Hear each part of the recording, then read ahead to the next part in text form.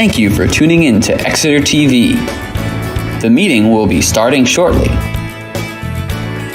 While we wait, let's learn more about Exeter TV. Exeter TV is the town's public and government access channels, available on Comcast channels 98 and 22. Channel 98 is your channel. If you have an idea for a program, want to host your own talk show, or submit a film, we're here to get your content on television. On Channel 22, we bring you live and replay coverage of government meetings and other town updates. A third channel, Blue Hawk Media, is operated by SAU 16 and can be found on Channel 13, with all your school sports, events, and meetings. You can watch Exeter TV online at exeternh.tv, Apple TV, and on Roku. Find us on social media for extra content. Subscribe to our YouTube channel and hit the bell to get notified about live streams and new content. Tune in to our platforms every other Friday to watch the Exeter Biweekly Report with recaps of recent events, updates from town departments, and messages from nonprofits in your area. If you head to our website, exeternh.tv, we invite you to sign up to our newsletter to receive monthly updates about new content, upcoming meetings, and more. We'd like to thank you for taking the time to watch Exeter TV and hope that you tune in to our other content as well.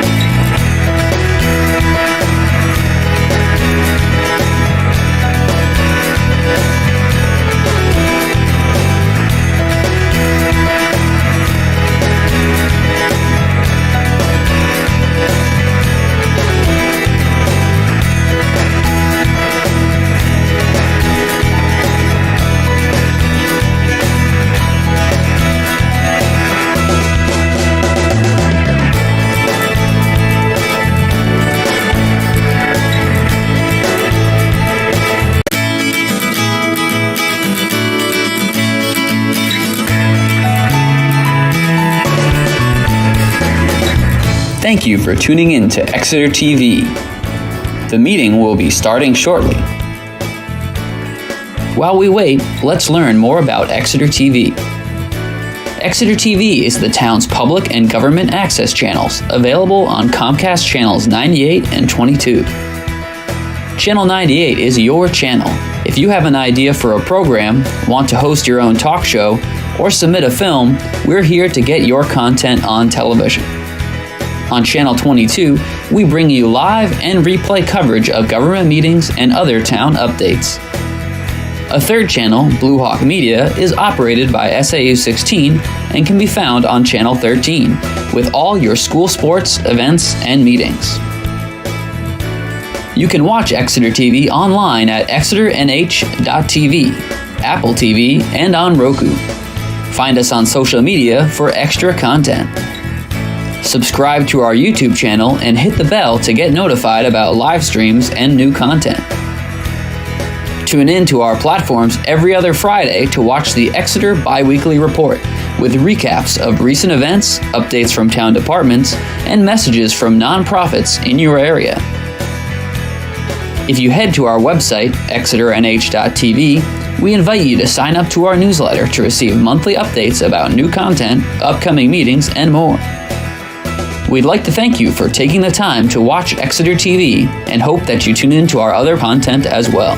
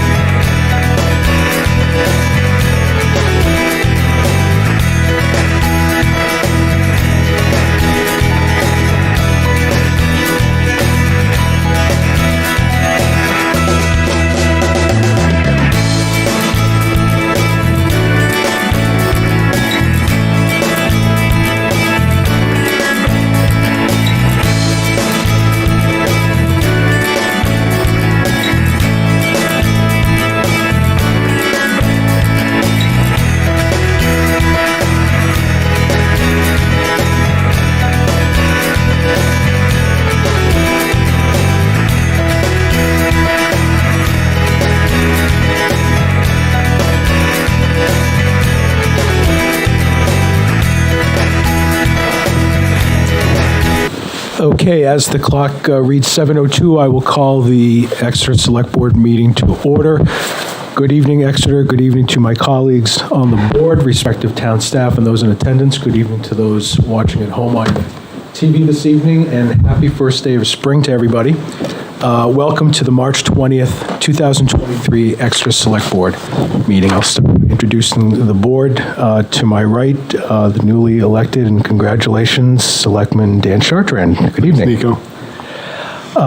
Vice Chair, Selectwoman Molly Cowan. Good evening. Good evening. Our clerk, Selectwoman Julie Gilman. Good evening. Hello, everyone. Selectwoman Nancy Belanger. Good evening. Good evening, everyone. And congratulations on your reelection. Our town manager, Mr. Dean. Mr. Russ Dean. Good evening.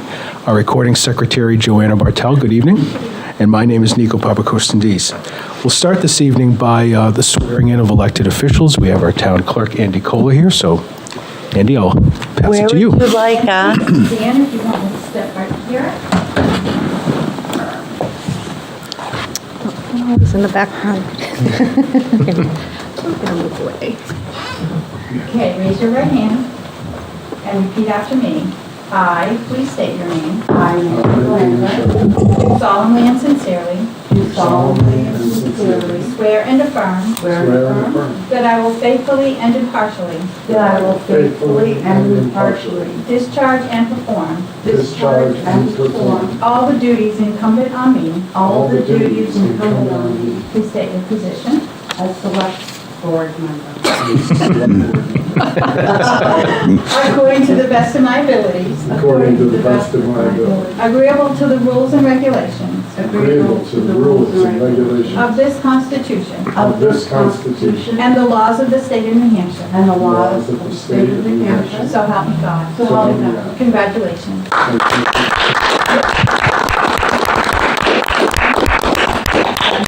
the bottom, and give it back to me.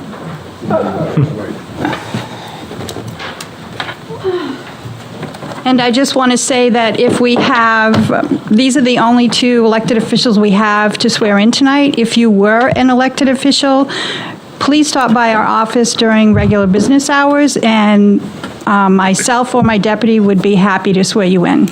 Great. Thank you, Andy. Dan, would you mind? Oh, she's got it. She's got it. Thank you so much, Andy. All right. Thanks, Andy. You're welcome. Terrific, and congratulations again to both of you. Thank you.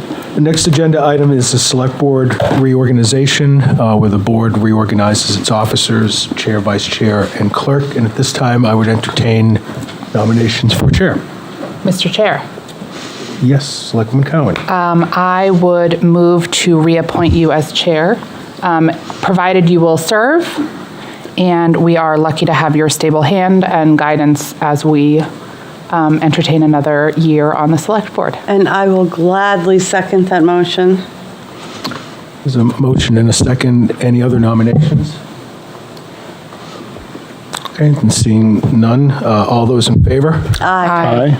Opposed? Motion passes. Thank you for your kind words. Thank you for your kind words, and Your leadership is very much humbled appreciated. in your continued trust and confidence in me. Thank you very much. Thank you. I would now entertain a motion or a nomination for vice chair. Mr. Chair, I would like to nominate Molly Cowan to be vice chair. If she will, again. I would be happy to and honored. I'll second. I have a motion and a second. Are there any other nominations? Seeing none, all those in favor? Aye. Aye. Opposed? Motion passes. And now seek a nomination for clerk. And Mr. Chair, I would nominate Julie Gilman to be clerk. Okay. And I'll second. Any other nominations? Seeing none, all those in favor? Aye. Aye. Aye. Aye. Opposed? Motion passes. Thank you. Okay. All right. That's out of the way. All right. Back to business. Next item of business, we have Mr. Bisson, who came before us at our last meeting we had two bids for the 10 Hampton Road renovation. Mr. Bisson has a recommendation.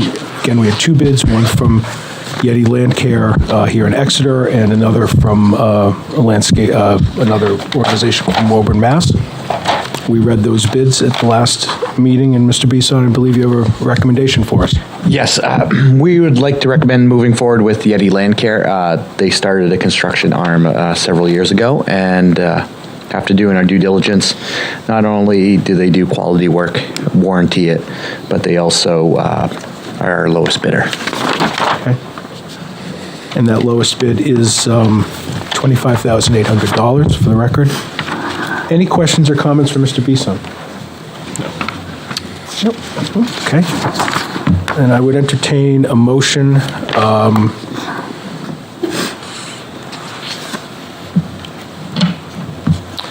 Mr. Dean, is there anything that needs to be signed on this? Like to authorize you to sign it, or If, will there be Yes. I assume there will be a contract? yes, there will be. Yep. Okay. And I would entertain a motion to award the bid for the 10 Hampton Road renovation project to Yeti Land Care with the proposed $25,800, and further authorize the town manager to sign any corresponding contract. So moved. Second. Motion is second. Any discussion? Seeing none. All those in favor? Aye. Aye. Opposed? Motion passes. Thank you, Greg. Next, we have public comment. It's an opportunity for the public to come forward with any comment. We do ask that if your comment is relative to any agenda item, that you wait for that agenda item to come up. I'll pause for a moment, and I want to see if there's anybody. No public online, no public coming up for comment here. There are no proclamations or recognitions this evening, so I would move to the approval of the minutes of the regular meeting of March 6, 2023. So moved. Second. Oh, There's a motion and a second. Any discussion? Seeing none, all those in favor? aye. Aye. Aye. Opposed? Abstain? I will abstain. One abstain. Thank you. Okay.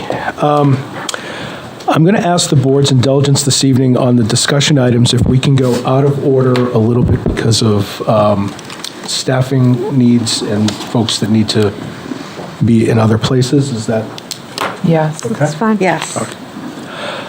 So first, I would ask Stephanie Marshall, who is on Zoom. She's going to pinch hit for Kristen Murphy this evening and speak to us about the community power implementation. So can you hear us, Stephanie? Yes, thank you. Thank you. Very glad to be here. It has been a very exciting week for Community Power last week. And what I'm here to do tonight is to update you on the launch of Community Power, Exeter Community Power, to be precise. My role on the committee has really been to do communications and to try to make sure our messaging is such that people can understand it. Lay people, it's very technical kind of language. So I'm kind of the litmus test. If I can understand it, then other people hopefully can as well. So I'm focusing on the communications part. If you have technical questions, we may need to delay those until some of the other folks are back from various travels they're doing. But last week on Monday, the rates for Community Power were revealed, and really wonderful for Exeter. It represents a 39% decrease from the Unitil default rate at the present time. It's at 8 cents per kilowatt hour versus the 25.9 cents per kilowatt hour where Unitil is currently. In your packet, there is there are some documents that I think will be helpful to refer to during this update. One of them is called Key Dates and Rates. And this really outlines kind of where we have been and where we're going in terms of rolling this out and launching it. From the point of view of the committee's work at this point and our communications, is we wanted to make things simple enough for everybody to understand so that they're building trust in this program, for businesses and residents to feel that they know where to go to have questions answered, and certainly for the key stakeholders in the town who may very well get calls or get people inquiring, to know really where to refer people to the Community Power Coalition of New Hampshire to get the information that they need. We're really hoping, I think, in the next week or a couple weeks that there will be a lot of questions, because people will have interest in their own very particular personal situations and want to make sure that people know about it and also feel comfortable with the program. In terms of what we've done, if you're looking at these key rates and dates document, what we have done up until now is to send a first installment with the water and sewer bills, which was just highlighting Community Power is coming and what's likely to be happening. At the time those were sent, the rates were not there. But we've been working with Desiree and are going to be sending out updates, 2 more updates as those bills are being put out. And then fortunately, last week at the town meeting, we did have the rates. And this document was one of the things that was a handout to people, which highlighted what's going to happen in the next month or so, and also what the rates are. We also had a sample bill, electricity bill from Unitil, to highlight that the billing is going to look the same coming from Unitil. The only part that's going to be different is in the energy electricity supplier. It'll be identified as Community Power, and highlighting that the rate is going to be changed. We also worked with Bob and with Darren and Darren sent out an email to 1,200 businesses in town, highlighting again that the Community Power is coming, how they can opt into it and if they wish to opt out, how to do that as well. And also explaining for people who have third-party contracts that they may need to wait until those contracts have ended, and then they can sign on to the Community Power program. We also worked with Kristen to make sure that town committees had, again, a simple message about what this is about, and most of all, where to refer people with questions.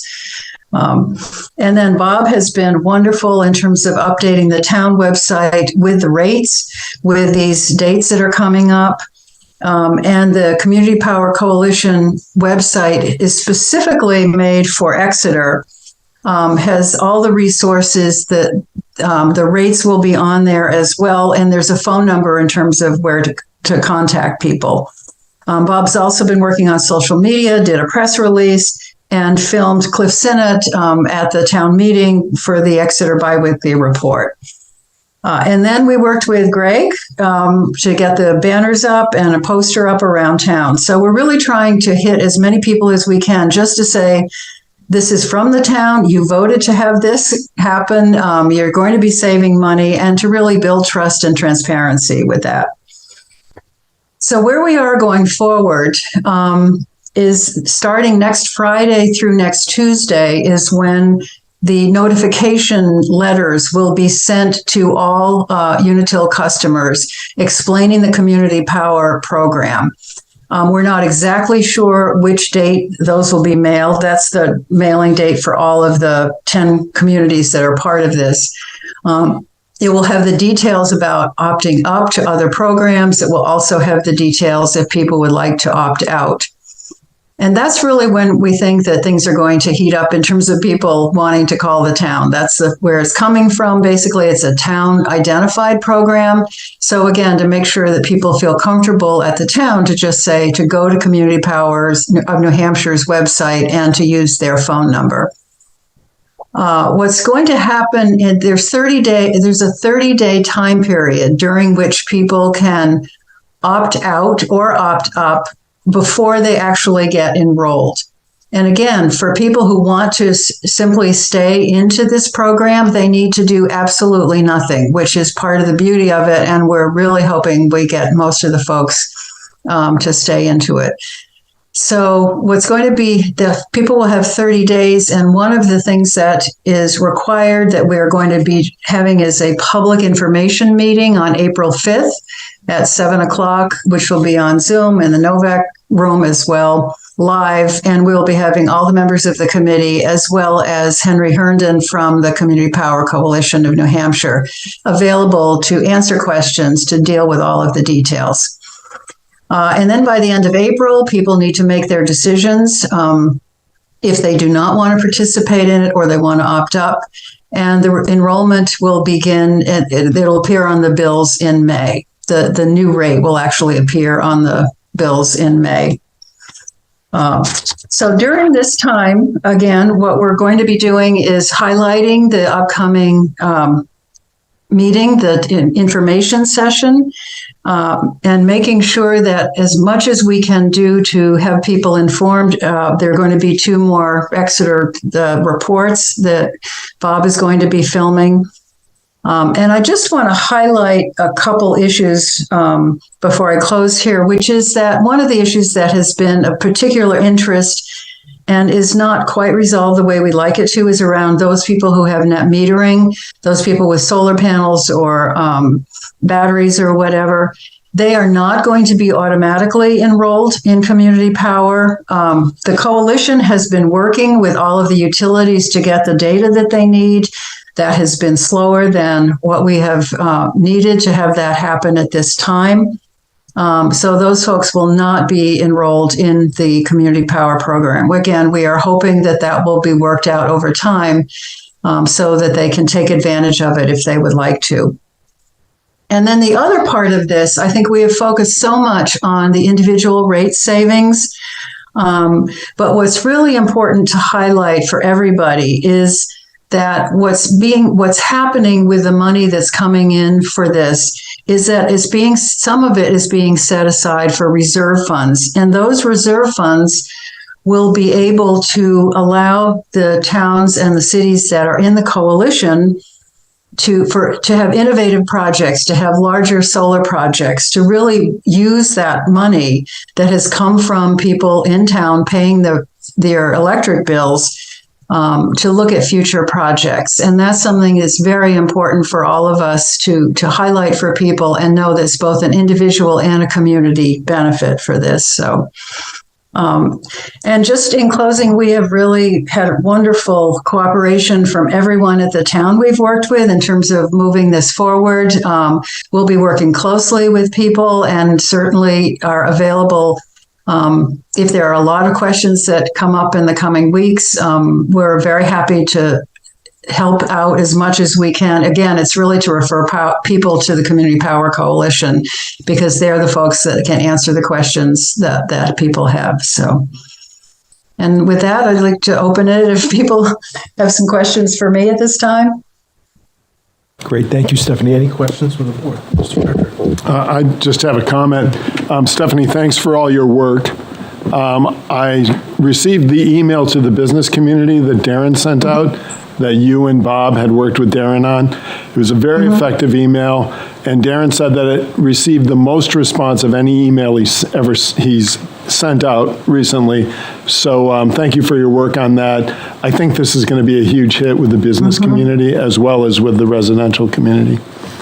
Right, right. Well, that's really good to hear that people have opened it. That's one of the big challenges of email. But it's hard to say to people, well, we're going to save you money. Are you interested? But we're also really hoping that there are many businesses in Exeter who really will be interested in opting up to the higher renewable energy options. They are not that much more expensive, and we're really hoping they will do that. In the future, we're going to be focusing some more of our promotion on those opt-up kinds of options. But for right now, we're really interested in just getting people to sign on. I just want to say thank you to all of you for all the work you've done on this.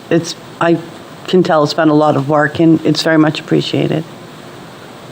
Well, it's been our pleasure. It's been a great project to work on. So, and it really is a town effort. It really is, I think, the best of what community is, and that's really what we're all looking for. So, that I'm looking and your forward support to the has options. been The renewable options, that's really exciting for me. It is. Yeah.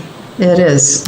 Well, And again, the select board has been out in front of all of these, of so many towns in the state. We're in the 10, and Exeter has the second largest number of customers who are going to be directly impacted, 7,700 who are on the Unitil default rate. So that's second only to Nashua.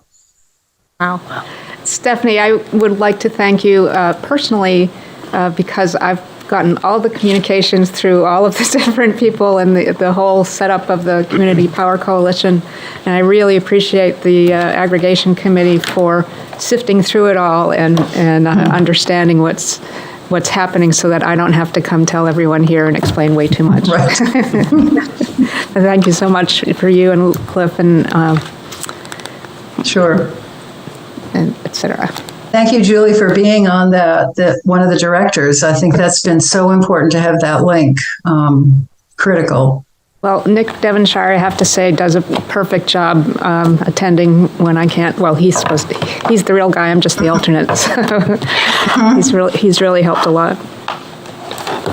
And Stephanie, I'll add again my thanks to you and the committee, and we've had you here at multiple select board meetings, and collectively you've all made it very easy to understand this process, and I think the board truly appreciates that, as do the public, because it is something that can be complicated. Change is hard for some folks as well, but you've made it very easy to break down and understand, so very appreciative of that. Well, thank you. And just to reemphasize a couple of dates here, April 5th will be the meeting here in the Novak Room, also via Zoom. That's April 5th at 7 o'clock. And then again, April 24th and 28th is the deadline to opt out or opt up. So, Great. Thank you, Stephanie. Thank you for changing your agenda. You're welcome. Appreciate it. Okay. We'll go back to our first discussion item. We have our Finance Director, Mr. Corey Stevens, here to give us a financial report of the fourth quarter of 2022. Good evening, Mr. Stevens. Good evening.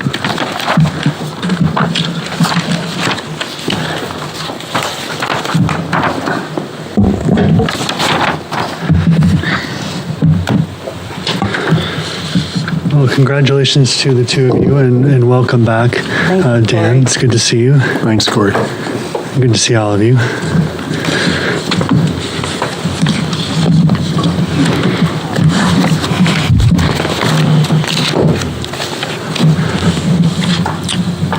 Well, thank you for inviting me to speak to our 2022 results for our three major funds: Water Fund, Sewer Fund, and the General Fund, as well as some of our main revolving funds. I guess if I only had 1 minute to describe the year in a nutshell, I would have to characterize it by saying it was stable. We had revenues that were, for the most part, healthy, some pleasant surprises, and not too many major challenges. Expenses were often, budget lines were turning back lines, and unfortunately, that was on the backs often of staffing challenges we had. General fund had a stable year. Revenues were buoyed above budget results by motor vehicles, meals and rooms, and one-time state contribution to pension costs. Sorry, I'm having a little bit of trouble with my glasses being here and here. It's the result of it getting a little bit older, so I have to just, and I'm 6 foot up, everything, so I it's, think a few of us empathize with that, just so you know. we'll have to hold up here. We'll have to go to 16 font We need a next podium time. on top of the podium. That's right, or I just need to stoop. Expenses were mostly in line, and they were, as I had said. So in water fund, water fund ran lean in 2022. Revenues came in slightly below budget expectations for the year, which was counterbalanced by spending below expectation, again, primarily on the backs of staffing budget lines. That was the result was net income of a mere $12,000 in the water fund for 2022. We look forward to the upcoming results of our water sewer rate study for guidance on where we go with that.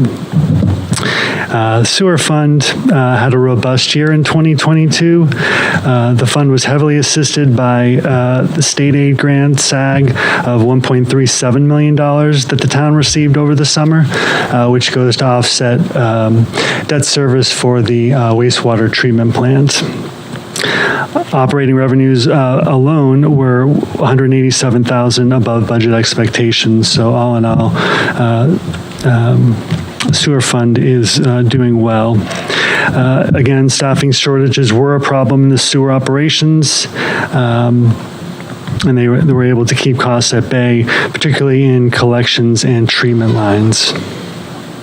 The combination of these results led to net income of $1.76 million in the sewer fund, or if we were to remove the SAG grant, $376,000. So good news on the SAG being a part of our sewer budget going forward, we hope. And we could talk about the three revolving funds as we kind of dive deeper into the numbers. I'd like to take a more granular look now at general fund water and sewer. So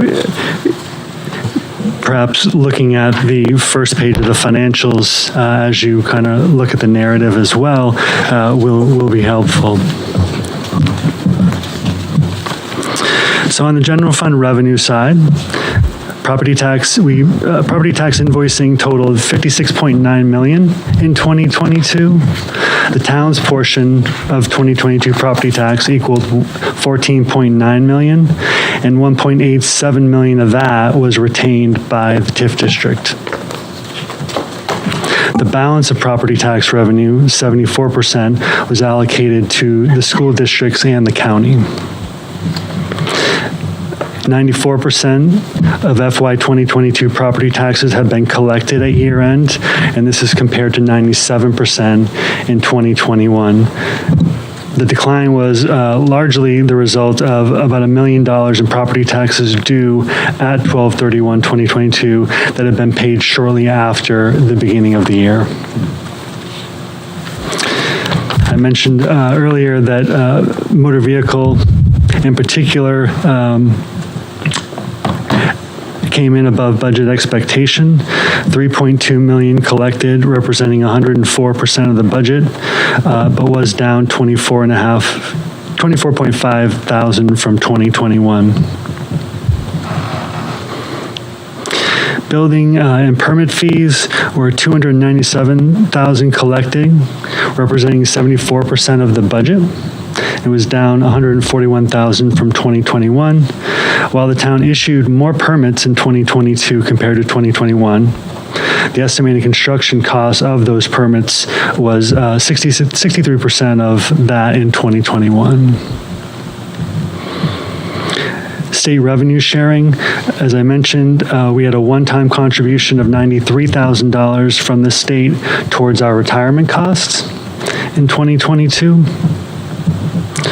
Meals and rooms tax, we were pleasantly surprised at 1.42 million collected from the state, representing 126% of the budget for this line. This was an increase of $290,000 over FY 2021, and we are watching closely to see what revenues look like from the state for this upcoming year. Income from departments was essentially in line with budget expectations for the year.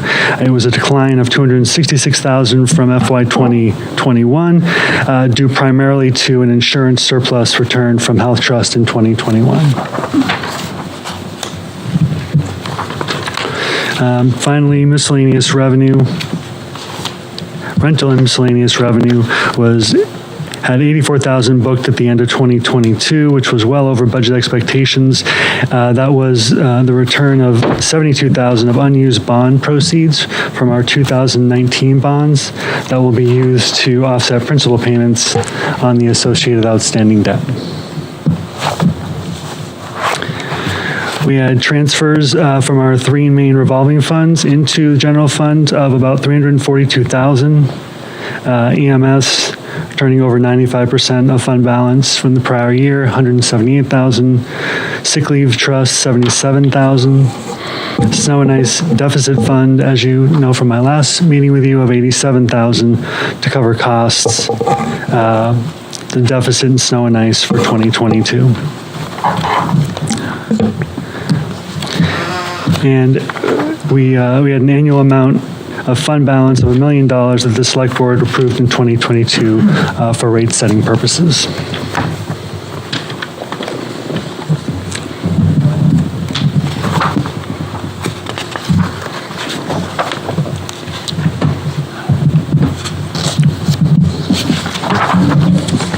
Moving over to general fund expenditures. General fund operating expenses for FY22 were $19.7 million, representing 97% of the budget for 2022.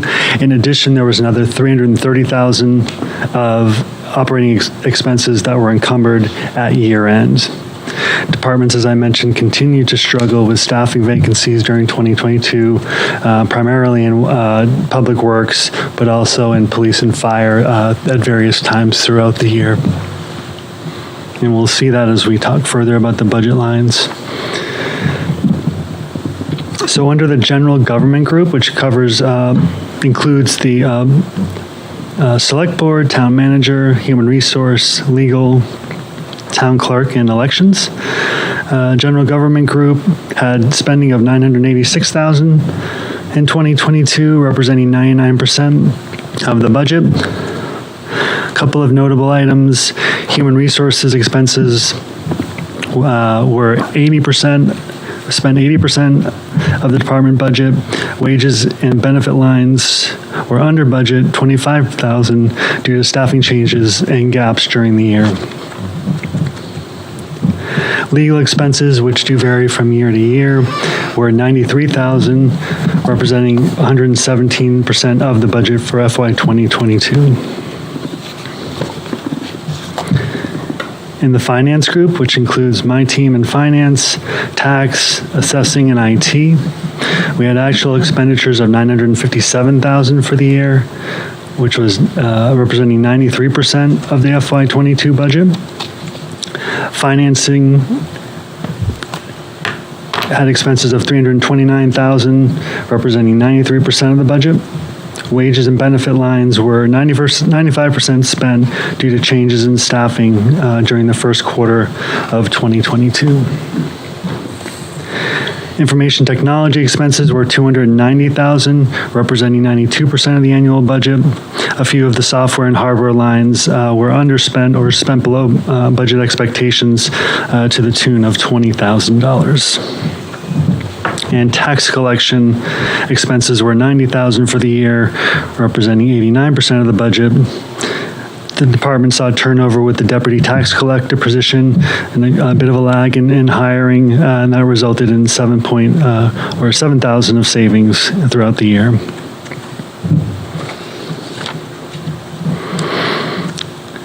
Moving down to the planning group, which is planning, building inspection, other boards and commissions. Actual expenses for this group was $507,000 for 2022, representing 89% of the budget. Planning had actual spending of $250,000, or representing 93% of the budget. Part-time wages were spent below budget expectations by about $12,000, which I believe we tackled when we put together the 2023 budget and ratcheted that back a little bit. Inspection and code enforcement, 87% of the budget was spent. The department is still seeking a part-time electrical inspector, and this drove results for the department in 2022.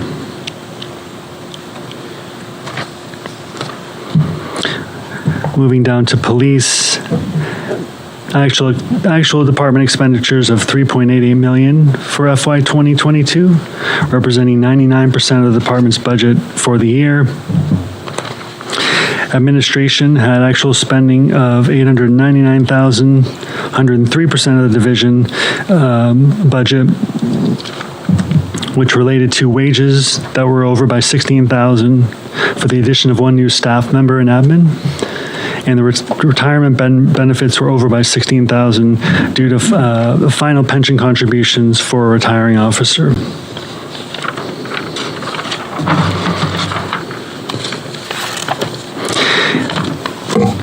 In the staffing division, actual expenses of $566,000, representing 89% of the division budget. One open position throughout much of 2022 led to wage, tax, and benefit spending below budget expectation for the year.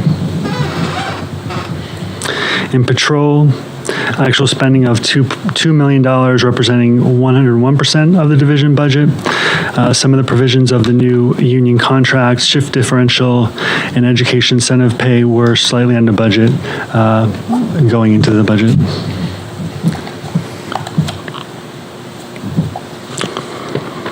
And finally, in communication, we had one open dispatch position throughout the year, and their budget was 90% spent at year end.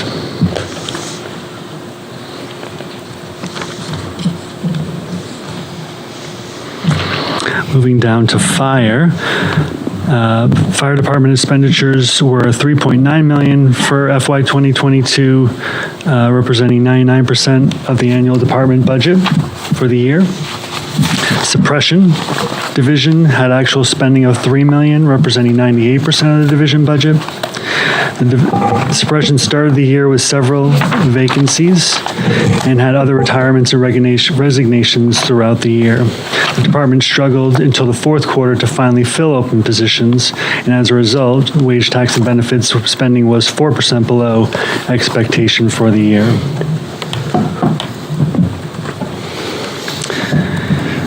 Moving down into public works is where we see most of our staffing challenges for 2022, as I know you have all heard throughout last year. Actual public works spending was $5.2 million for the year, representing 91% of the annual DPW budget. Spending increases to 96% when we factor in a $330,000 paving encumbrance that was approved at the end of the year, as well as the new labor contract. Administration spending was $363,000 for the year, representing 82% of the FY 2022 budget. The assistant engineer position, which has been open for a little bit of time now, was open all of last year, and that resulted in $89,000 of under budget spending. Highways and streets had actual spending of No. Oh. That was just...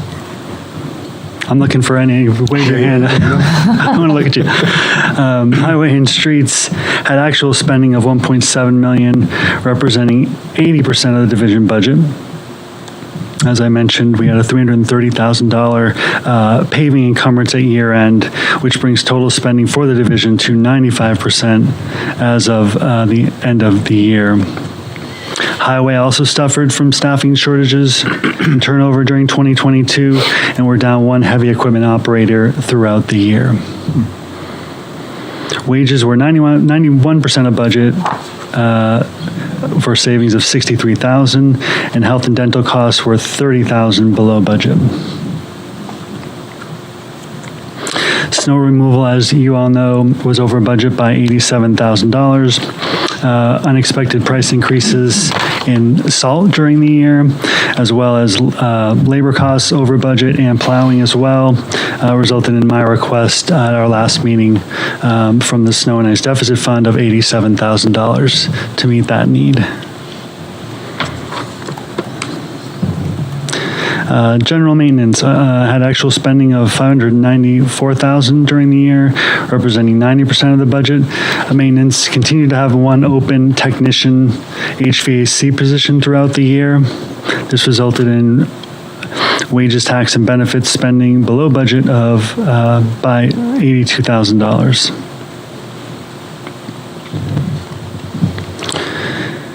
Building maintenance spending was 111% of the budget for the year.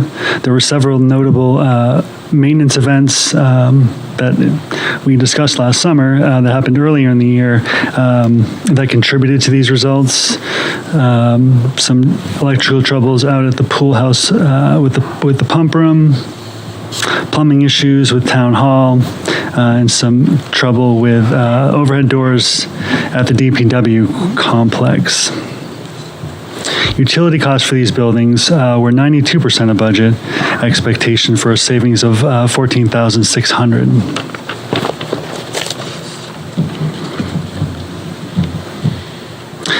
Moving down into welfare, as you all know, the town works with local charities to assist residents with utilities, rents, medical, food, and other assistance that they need when they need it throughout the year.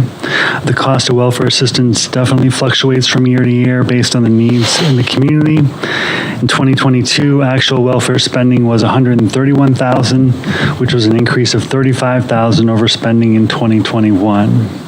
Several factors contributed to this. Our utility assistance increased $14,900 over 2021. Housing and rental assistance increased $9,600. Other general assistance increased $9,400. The welfare department does receive assistance from outside groups. In 2022, that outside assistance totaled $30,000. So if we were to factor in our outside assistance, the deficit spending in welfare was $24,700 for 2022. Is this a place where you think we may want to consider in the future increasing the budget line? I think that's a conversation worth having with Pam and the town manager about that, because we have talked about it. And I think there's complexity and concern with that, and it's worth hearing that and having that conversation. But certainly, would seem it might be appropriate. Thank you. There's also trends, and perhaps over time we see the trend ebb the other way. So, but a good comment. So moving into Parks and Recs, we had actual spending of $587,000, representing 92% of the budget for 2022. Recreation expenses were $371,000 and 95% of budget, and parks was 86% of budget. Staffing vacancies and turnover led to wage and benefit spending below budget expectation of $37,000 in 2022. Public library, actual expenses of $1.05 million, representing 94% of the annual library budget. Wage, tax, and benefit costs were the main driver. They were below budget expectation by $71,500 for the year. This unspent amount was turned back to the library year-end to pay for other library expenditures.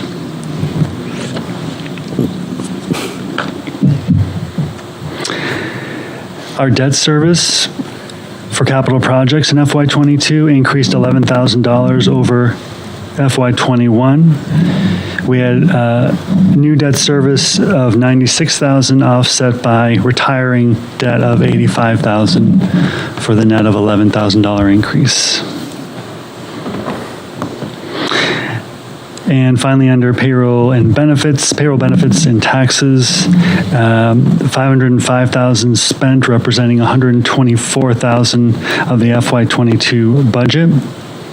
Health insurance buyouts, which are an employee election, were in excess of budget by $23,000 for FY 2022, and sick leave buyouts were $77,000 above budget expectation.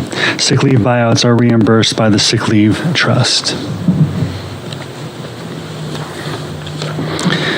So this brings us down to net income, which is at the bottom, if you will, of the general fund operating expenses. If you want to follow on for a moment, we had net operating income, which is about 2/3 of the way down the page, of $1.61 million compared to $1.88 at the end of 2021. Factoring in the $329,000 of paving encumbrance, as well as the warrant appropriations from taxation, we show a net income at year end of $944,000. So of the $1 million that y'all approved for fund balance for rate setting, we will turn back $944,000. This is the projected turn back. And I say projected because our auditors need to come in and make audit adjustments. So this number is likely to change, but that's where we are from just straight operations analysis. The projected, again, unaudited tax rate setting fund balance at the end of 2022 was $4.5 million.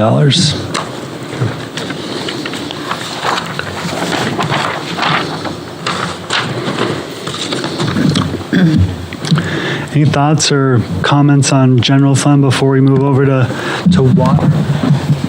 Anybody? Yeah, I have a question. Corey, have you seen any trends in the first quarter in terms of those open positions being filled, or is there really no? There has been movement, not a lot, and I would look to Melissa if she were here for the current status of those, but I know that they're still struggling in DPW. Yeah. And we're looking to fill like senior positions over there too. Yes. Yeah. That is correct. Yeah, so if we could maybe at some point get an update on the unfilled positions that we still have. Mr. D, noting that Assistant Town Manager Melissa Roy is on vacation, we should have that as a discussion item for our next meeting for just an overall update. Yes, we have multiple positions in multiple departments. Right. We can do that. Thank you.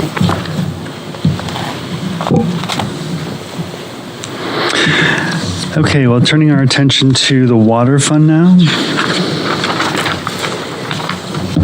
As I mentioned at the outset, water fund operations ran lean in 2022. We ended up with a net income after taking into consideration encumbrances at year end of around $12,000. Water fund operating income was $4.16 million, which was 98% collected against budget and a 6% increase over revenues from 2021, but left us short about $92,000 against budget. Water consumption charges were 97% collected in FY 2022, $121,000 below budget. The under-collection in consumption was slightly offset by water service charge and water impact fees that were collectively $32,000 over budget. On the expense side, we had water fund operating expenses of $3.98 million in FY 2022, representing 94% of the budget. Staffing shortages in water billing, water distribution, and water treatment played a significant role in the underspending within the water department in 2022. Within these departments, spending below budget expectation on non-wage lines also played a factor. Several maintenance lines and utility lines were spent below budget. Water fund debt increased $60,000. Water fund debt service increased $60,000 over FY 2021. This was first-year payments on Salem Street utility improvements of $238,000, offset by retiring debt of $178,000. Our water fund capital outlay budgets were essentially spent out at year-end when we include our year-end encumbrances. Waterfront net income was $172,000 compared to $383,000 at the end of 2021. Factoring in year-end encumbrances of $160,000 brings waterfront net income to $12,000 for FY 2022. Projected unaudited unassigned fund balance for water fund at the end of 2022 was $1.39 million.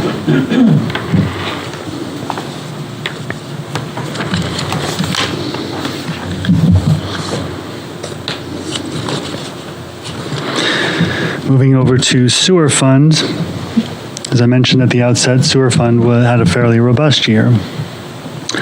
Sewer fund operating revenue was $8.95 million, representing 121% collection against budget and a 30% increase in revenue over FY 2021. And I would just, remind us and caveat it with the fact that the state of New Hampshire resumed its state aid grant funding to municipalities with wastewater facilities in 2022. That contributed $1.37 million in grant revenue to the sewer fund last year, and we project $1.078 million in 2023. Without SAG, state aid grant, operating revenue was $7.56 million, which was a 10% increase over 2021, so still healthy.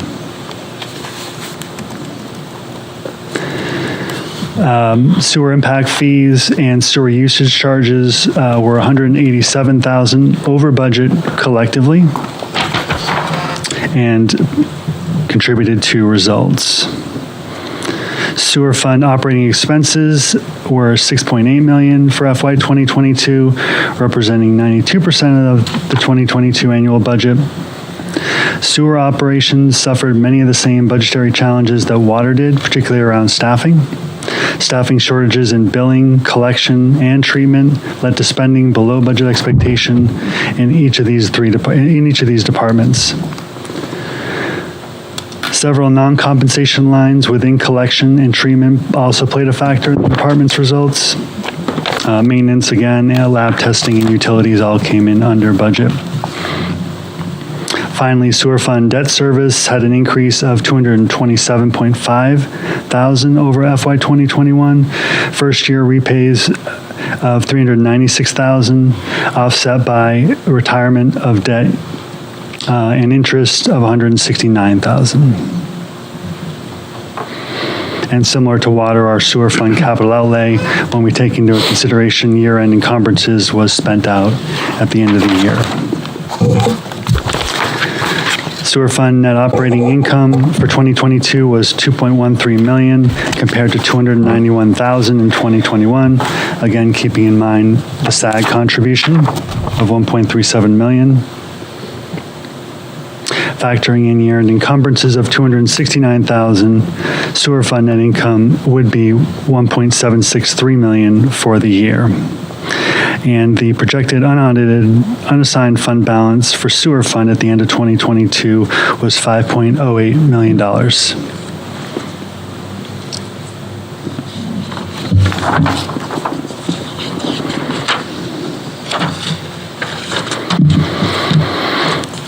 Okay, wrapping up with our revolving funds.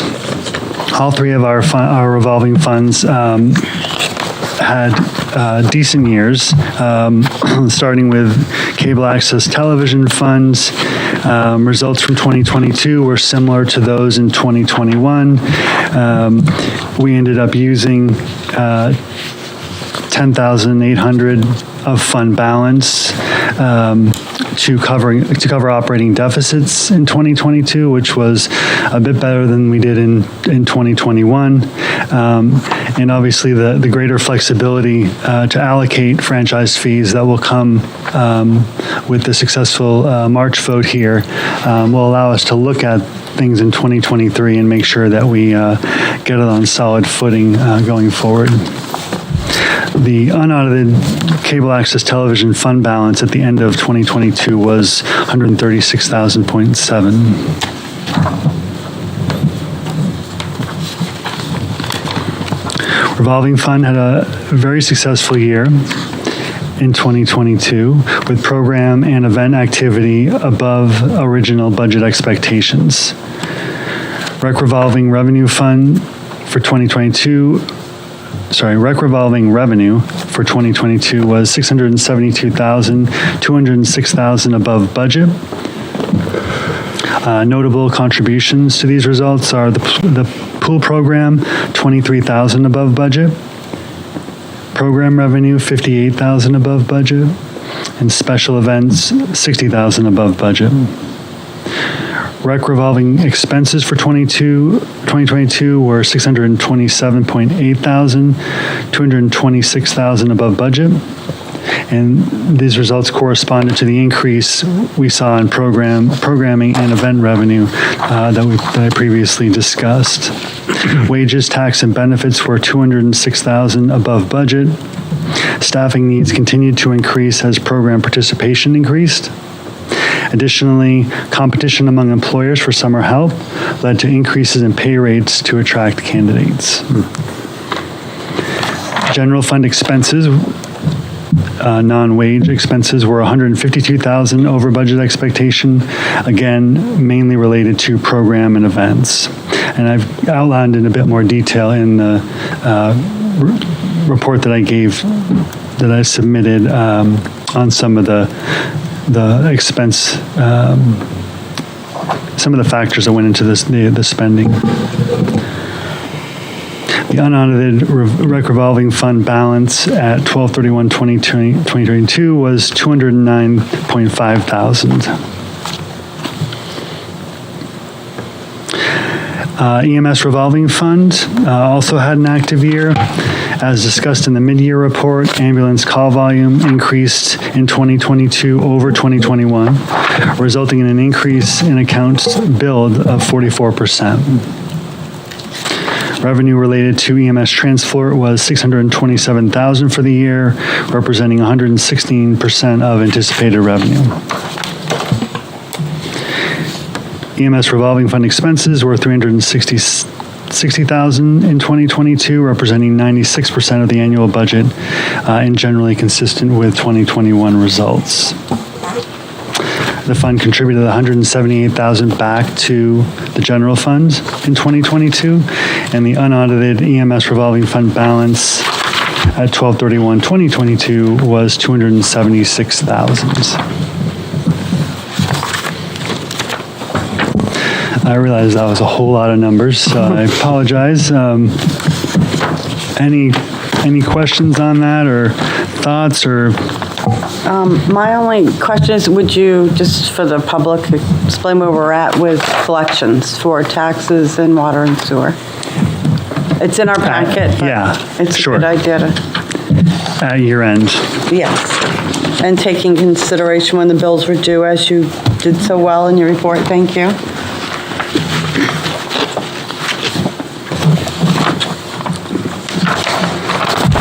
Looks like we do really well with the property tax collection.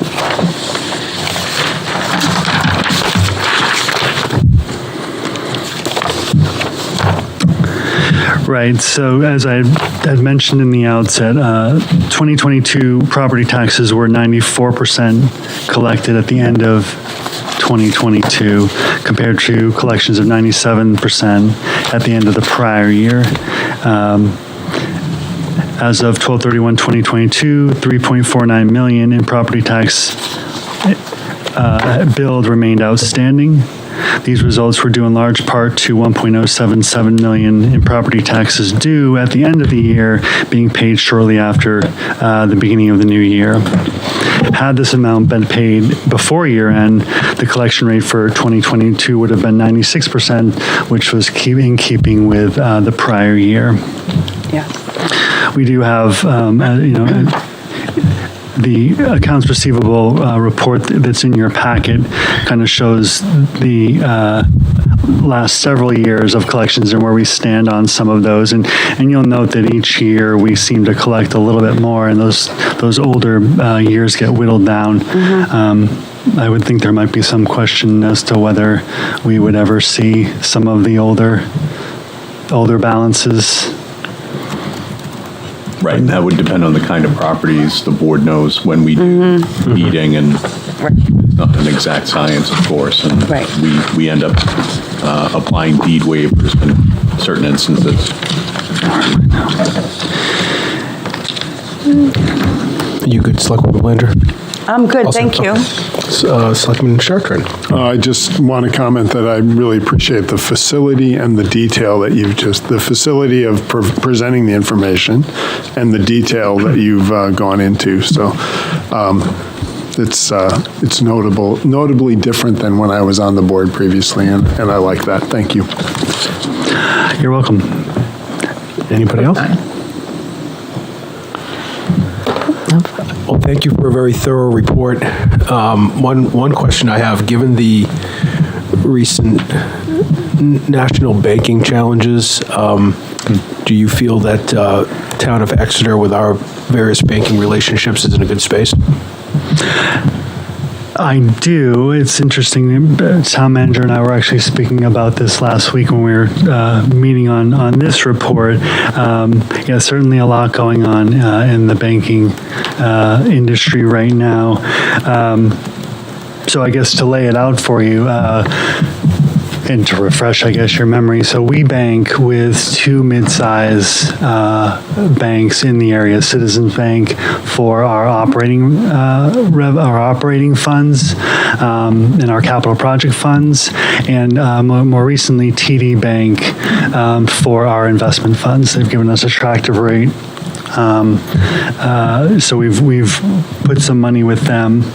Both of those banks have relationships with a New York bank, Bank of New York Mellon, and that bank holds all of our funds above $250,000, all of our uninsured deposits, which is what everyone is worried about, right? The FDIC covers us up to $250,000. Beyond that, uninsured. So Bank of New York Mellon has all of our funds over $250,000. We have lines of credit and collateral with Bank of New York that, in the event that our local partners were to not be in a position to provide us with our funds upon request, we can go directly to Bank of New York and submit a request and work around Citizens and TD if we needed to, regardless of their situation or solvency at the time. Bank of New York, I believe, is one of the 11 banks that just ponied up to bail out or to stand up First National Bank, and so we feel like they're in pretty good shape, and they're a large national bank. Great, thank you. Any other questions? All right. Thank you again, Mr. Stevens. You're welcome. Thank you.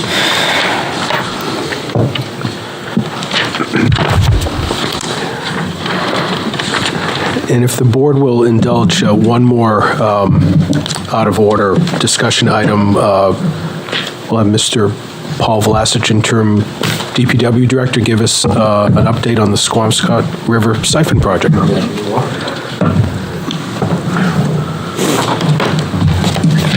Good evening, Paul. Good evening, everybody. Paul Vlasic, I keep wanting to say town engineer, but right now the interim public works director. I have just a couple items to update you on today. But first, for the viewers at home, we have a siphon project that allows sewer flows to go from JD Hill area of town over to our main pumping station that collects all of the sewer in town on Swayze Parkway and then pumps it up to the treatment facility on Newfields Road. The condition of the existing 8-inch siphons are less than desirable. And how we got into a project to begin with was we wanted to increase the sewer capacity in that area of town for new development. We were reaching our maximum limit. And we had a project, and with that, we wanted to do the inspections of the existing siphons, and that's when we found it less than desirable condition of the siphons. So we had to park that project for a little bit, find additional funds, and the project that we went out to bid for was to directionally drill 3 siphons underneath the Squamscott River to the main pump station building. And the sizes of those were 2 10-inch pipes and a 12-inch pipe. They were going to be polyethylene pipe. But on the first try of the first barrel, it was going to be a 10-inch. We hit some ledge, 100 feet or so from the mill side of the river.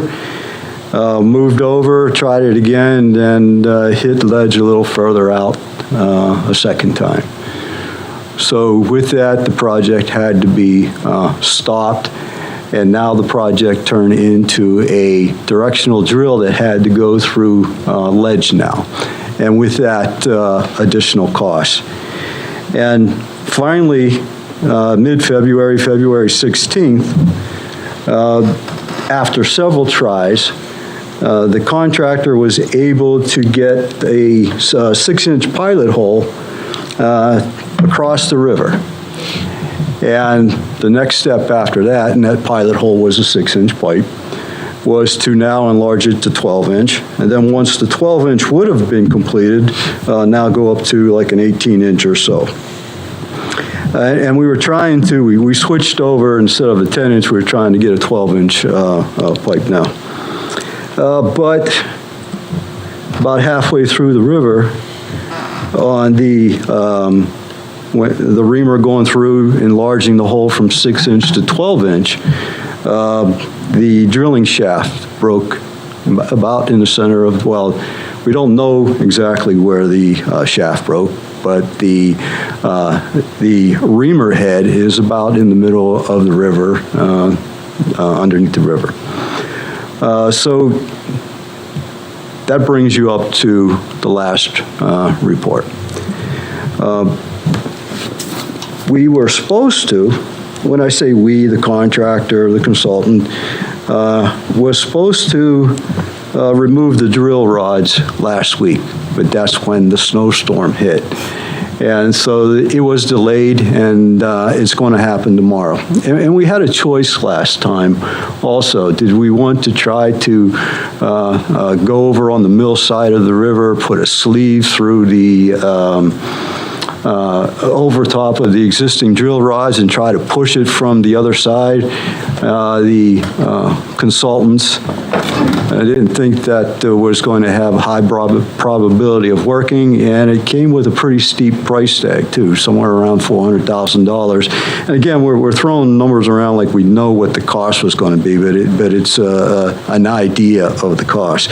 So we eliminated that, and so tomorrow, the contractor, the subcontractor, our consultants all have another subconsultant too for them to look at when they pull the drill rods out to examine where it was broken.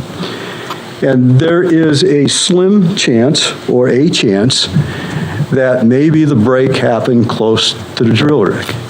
And maybe it's not too deep and it's over land, and maybe an excavation could happen down to the broken drill rod, a repair made, and then we can be drilling again after that. But there's no guarantee with that, and tomorrow, we're going to find out where that break was, and also do sort of a forensic exercise on what had caused the break also. So that's the biggest item in my report tonight. And there is another item, and we talked about it last meeting also.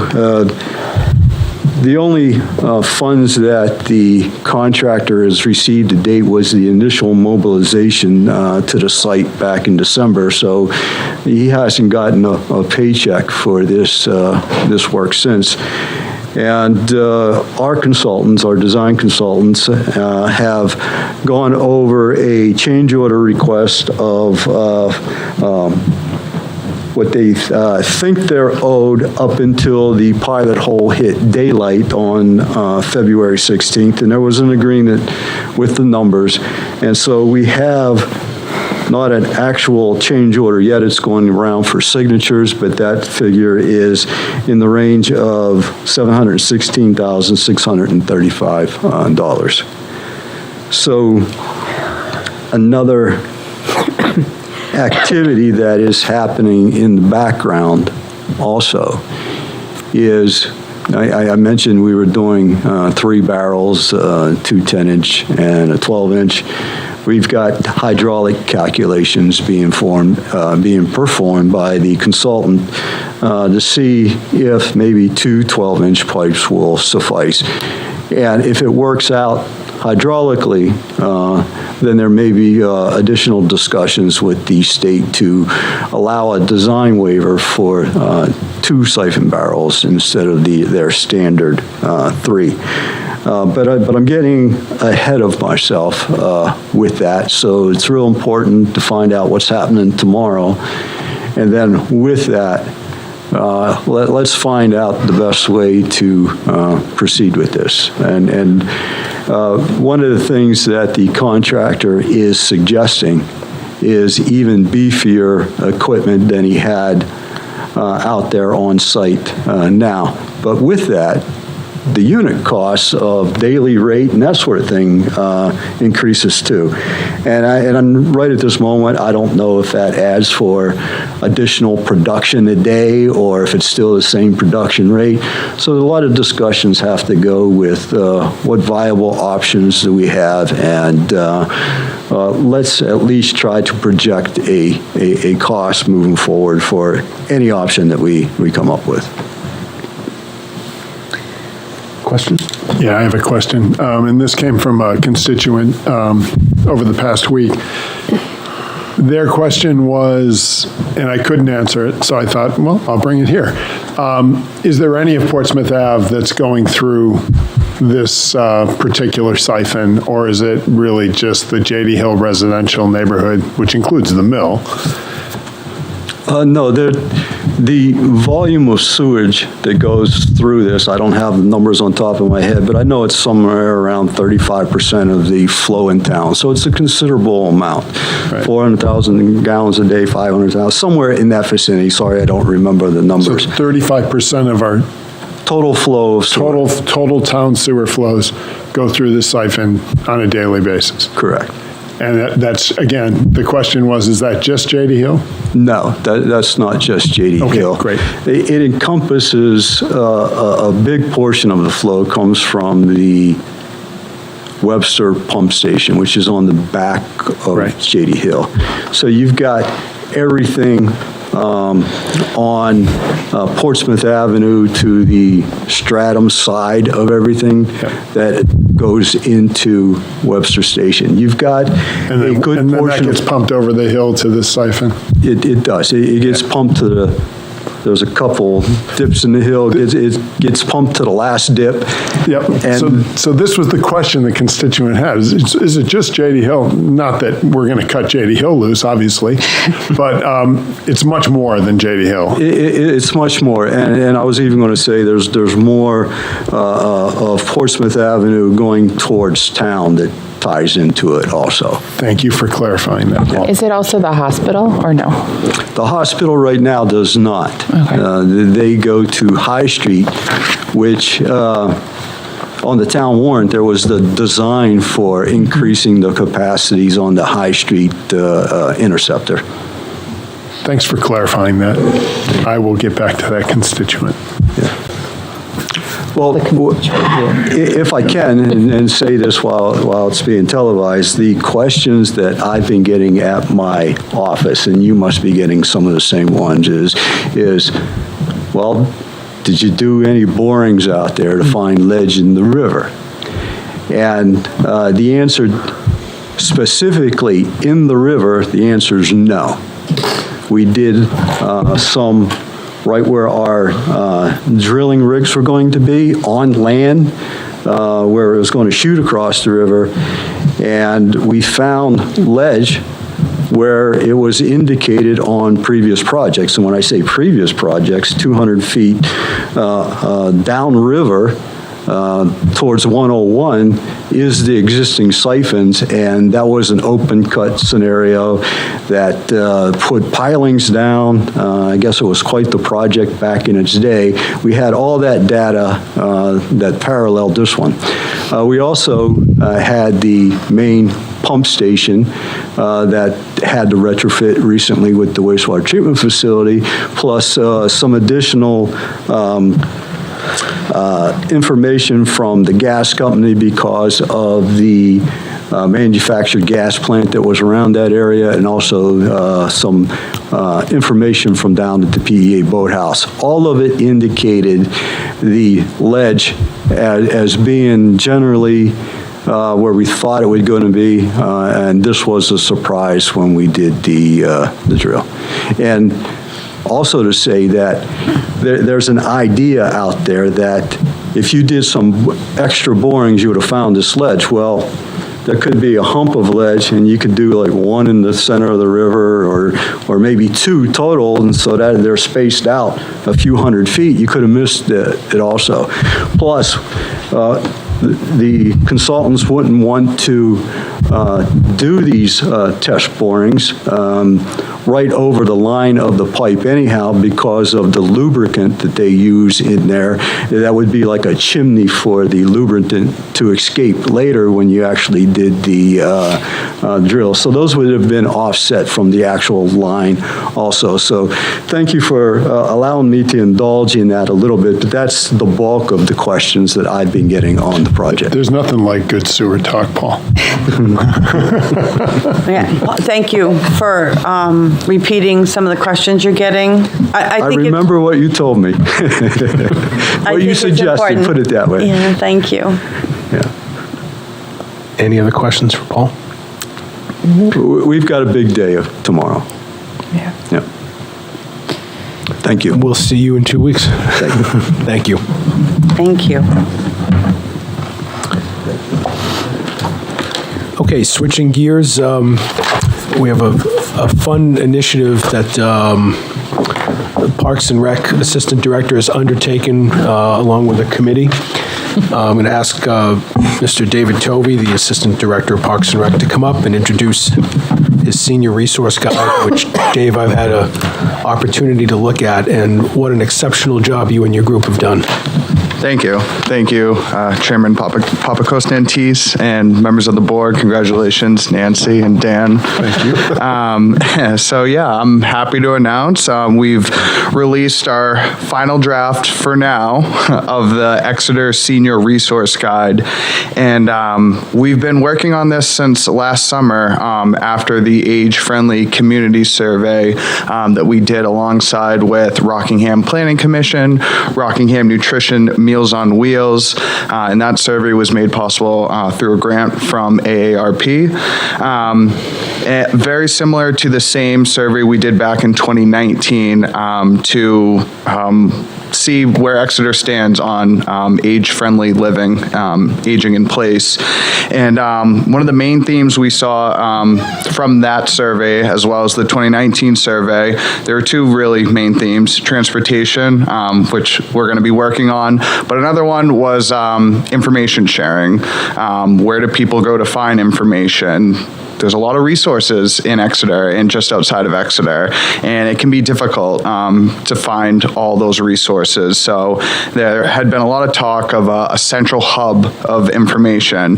So that's where the resource guide idea came from. So members of the Exeter Senior Council, which a lot of agencies that are involved in this, over 30, also residents on the board, as well as the committee that worked on that age-friendly community survey, we kept going back to this resource guide. And actually one of our summer interns last year, Emma Wilkins, started this, working on the guide, and we've just continued with her efforts up until now. So we're really happy about the guide. As I said, it's done for now because it's really, we're always getting new resources. Things are always changing. So there's always new things to be involved with this, constantly speaking with people, and they're like, oh, like, is this in there? Is that? So we'll revisit this probably within a year from now. It's also available online on the Parks and Rec website, and we're working with Bob as well to spread that out electronically. But if there's any businesses or any other agencies really that would like to have a copy of this, it's downstairs, the town clerk's office, library, it's at the Parks and Rec office. We're going to be spreading it out. We have a long list of areas to distribute the guide. So we're really happy with how it came out. And as I mentioned, it's available electronically online. So a lot easier to add pages through that. But we're really excited. It covers everything from transportation, human services, health and wellness, food, nutrition, housing, public safety, and leisure and education activities. We're going to be hosting a senior resource fair on April 19th at Langdon Place of Exeter to sort of help launch the guide. So anyone can come through and pick up their copy of the guide. We'll have some of the agencies that are included in this guide there to answer any questions. Hannaford is sponsoring it, so we'll have some coffee and muffins and things like that for people to come through. And it's just really exciting. So if anyone has any questions on that. I just think it's incredible. A great piece of work. Thank you so much. So when you'll keep your distribution list, right? Yep. So if you update it online, would you notify the people that have copies of this so that they know that those are out of date and we can bring them more? So so that the information isn't getting lost with different drafts out there? Right. Yep. If we update anything, we'll make sure wherever we do distribute it, that they'll have those updated This was copies. great work. And I'm glad to hear it's just going to, it's fluid. We'll have to update, but very well done. Awesome. Thank you. Yeah, my pleasure. Selectman Gilman? No, I was a little bit a part of this in the beginning. I think just when we get to the point with what we needed was this kind of document to tell everyone who needs to find information. Here's a place to start, and it's not only a starting place; it's got almost every place. So that's good. And I think I would go along with Selectwoman Belanger when you're doing updates and put an issue date on it, so that people know. If it's past prime. Right. Is there a QR code on it? On one of our flyers, that's just a one-page flyer, there is a QR code, so people can scan it and view it electronically. A QR code, it's when it's like a little squiggly thing, and then you hold it over your phone, or you hold your phone over it, and then you can see it. I just think if you could put a QR code, then we won't have to be recycling a million of those, especially if they're out of date. Yep. But maybe they've already been printed, and then never mind.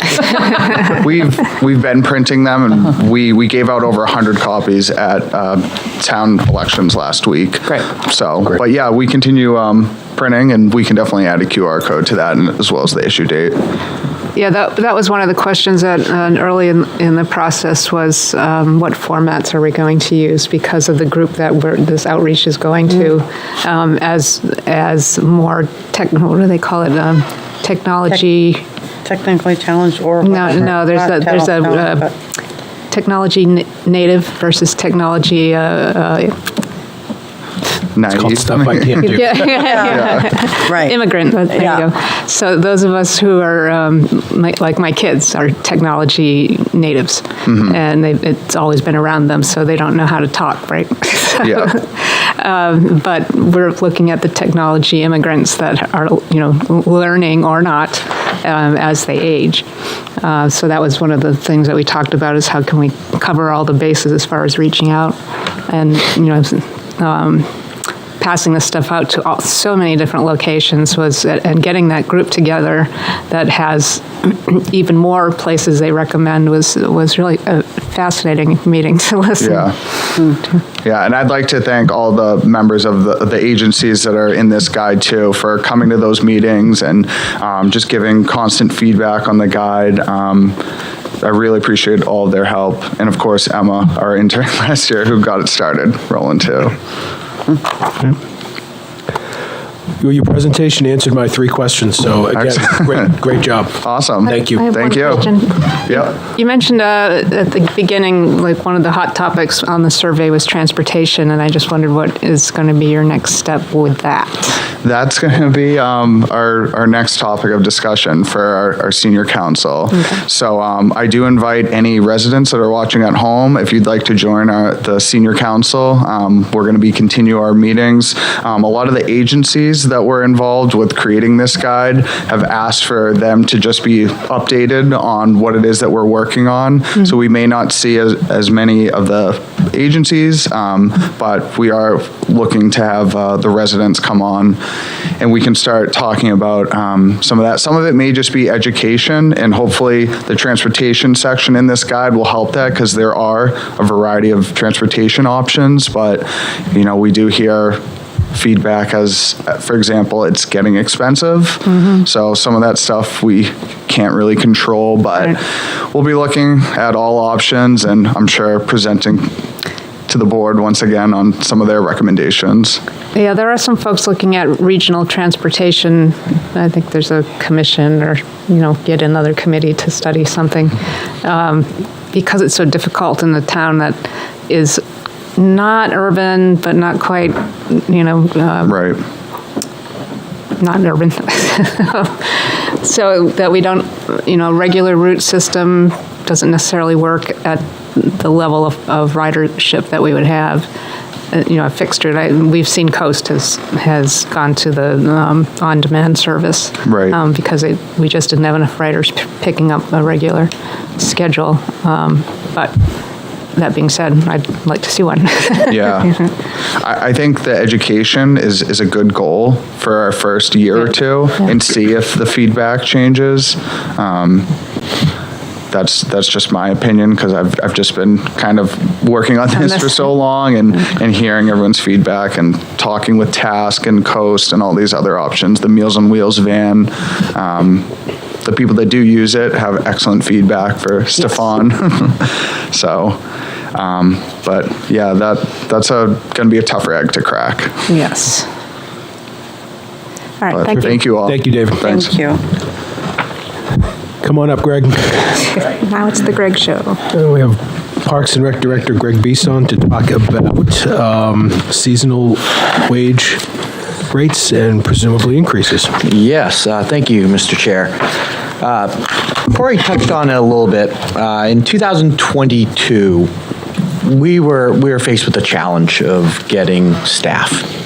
Like anyone that's out there trying to hire, our demographic are high school and college kids and some postgraduate students or employees. And we heard it loud and clear the year we came back from COVID in 2021. We had a camp and we were behind. That was the feedback that David and I heard loud and clear. So we made some slight adjustments only to be even put further behind. So as we try to dig out of this, our plan is just try to attract quality employees. We can't run programs, camps, fully staff the pool, the concession if we don't have staff. So we are proposing just increasing this. I gave you in your packet a 8-step pay plan that we have developed.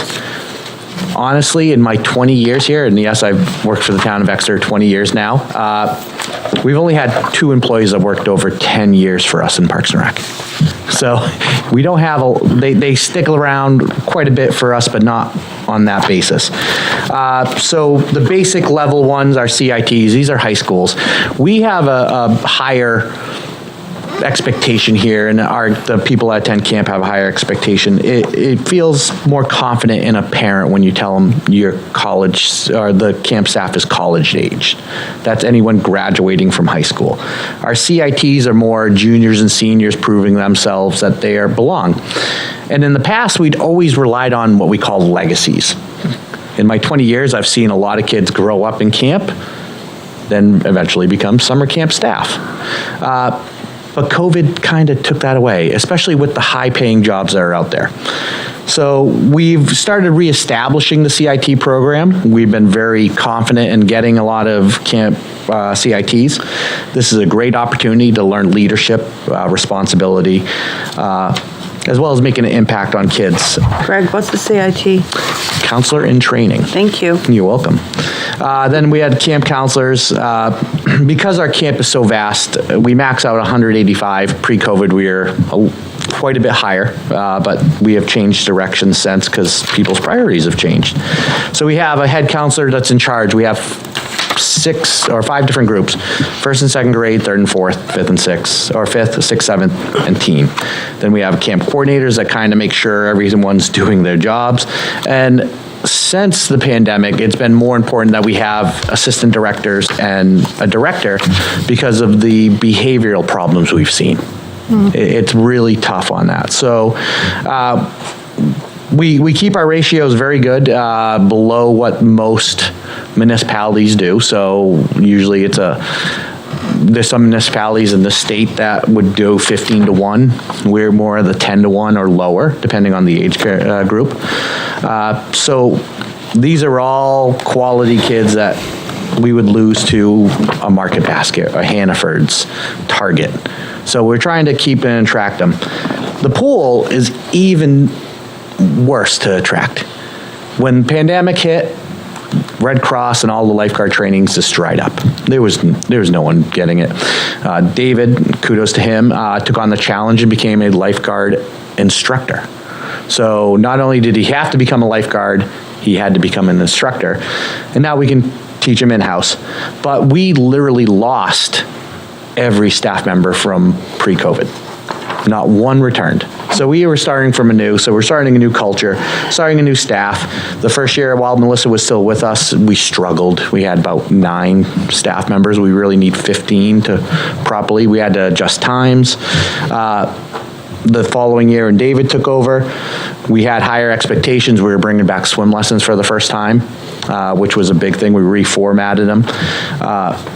And then, of course, to properly staff it, you need 4 guards on most of the time. Yeah, there's definitely things. Heat exhaustion's a big thing, so you're rotating the staff in and out.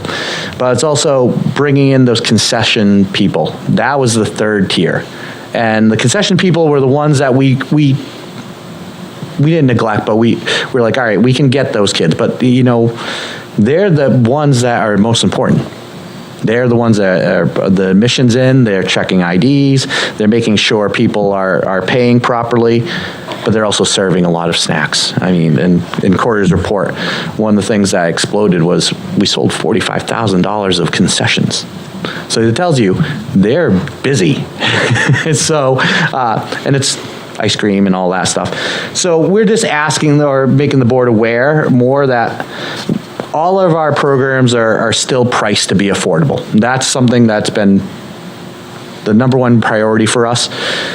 We wish we could have gone back to pre-pandemic prices, but unfortunately everything has gone up in price, especially now staff. And as our national organization calls them, human capital. because without human capital, honestly, you don't have a product. So we just want to make the board aware that we are going to make some adjustments again, with your blessing, just to try to not only, just like we're doing with the full-timers, is attract quality candidates, but also retain them for a couple years. Because when you get a CIT, you want them for their junior, senior, freshman, sophomore, junior. Then they're probably going off for an internship. Hopefully we get them back. But then we have, for instance, our camp director and our assistant camp directors. All three of them are teachers. So that's getting in those quality leadership in the role where they're young teachers, they're ready to keep leading. And I always have a saying when I ran summer camp staff. I always tell them, you need to make the kids cry at summer camp. And they ask, what do you mean? If anyone has had a kid in camp and go on the last day, the tears are flowing. And that's why it's important to try to attract these high quality candidates, because they do make an impact. One of the kids that was interviewed this year said, I wanted to apply knowing that I had such an impact in summer camp. And that's actually how I got into Parks and Rec too. I can tell you my favorite camp counselor's name was Moose. He was 6'5", 300 pounds. So, yeah. So when you make that impact and you make those things, Parks and Rec is where fun begins and memories last forever. Any questions from the board? I still have memories from Parks and Rec. Yeah. As a kid here, so yes. Yeah. And Nancy once worked at Parks and Rec, full disclosure. That was my first summer job. In the concession stand.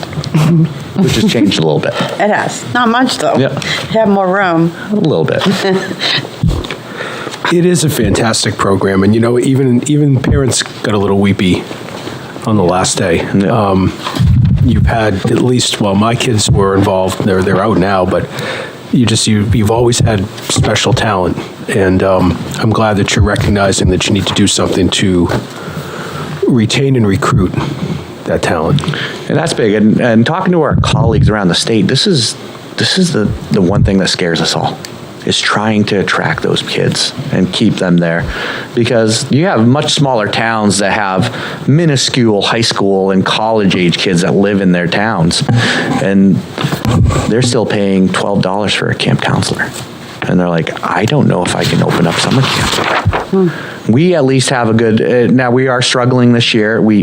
For any parents out there watching, if you have a college age kid, send them to us, please. We'd love to interview them. Caroline Thurma, our new rec coordinator, has been doing her due diligence, not only interviewing new ones, but interviewing old staff to find out and get feedback how we can be better and better retain them.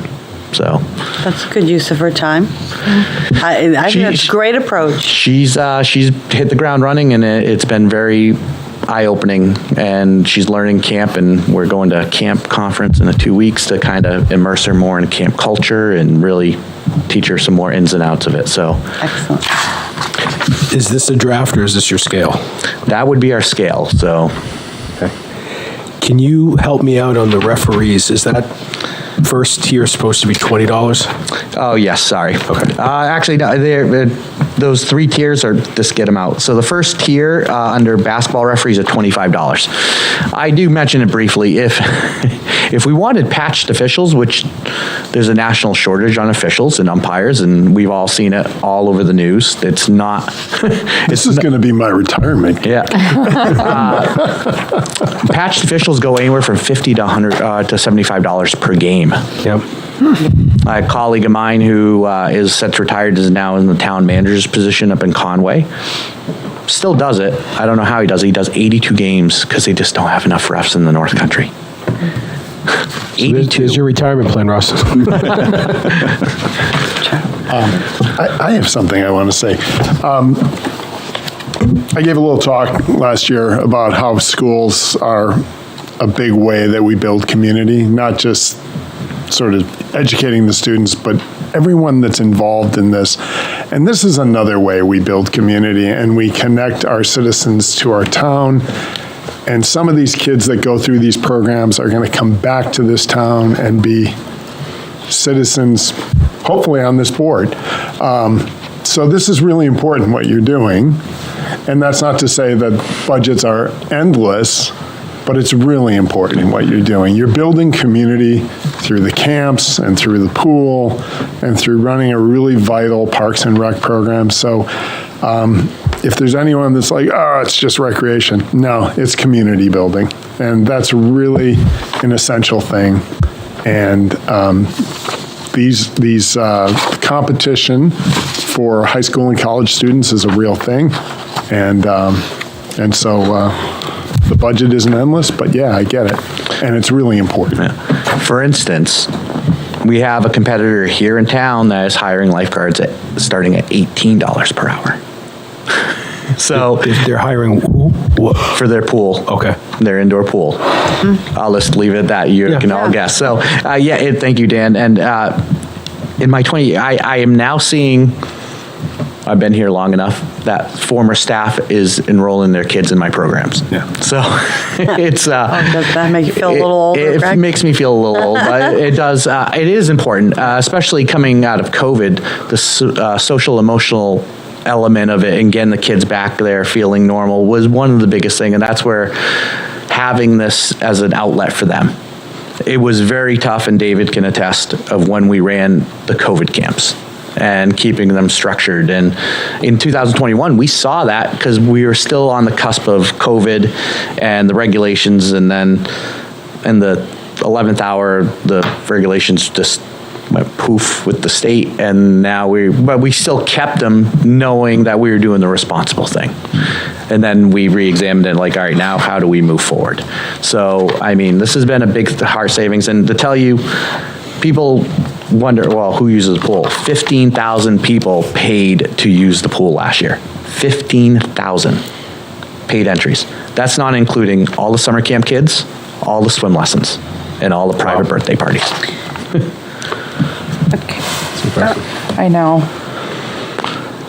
So, and Greg, kudos, hiring some of our high school and college kids to referee and officiate games, because I can tell you from firsthand witness, these kids do a better job than some of the passionate adults. So that's a good move. And I witnessed it myself with my 10-year-old daughters in the 4th grade and their patched officials.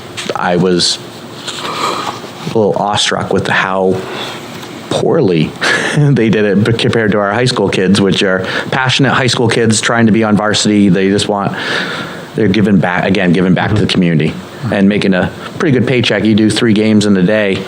Hey, I'll walk away with $75 in my pocket. That's not a bad deal. Mr. Dean, do we need a formal motion to accept the pay scale, or is this a? I think you should. Okay. Be a motion. That would be in order. Mr. Chair, I'd be happy to make that motion. Please, Mr. Chartrand. I move that we accept the pay scale. Okay. I'll second. Any discussion? Seeing none, all those in favor? Aye. Aye. Opposed? Motion passes. Thank you, Greg. Thank you. You done? Yeah. Oh, okay.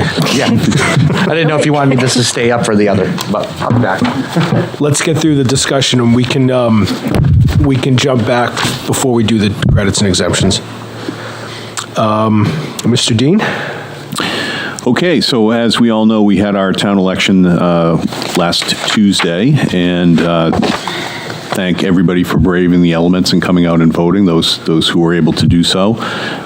We had approximately 1,630 voters participate in the town election, and I'll just start, Mr. Chairman, if it's okay, with the bond articles. Please. Okay.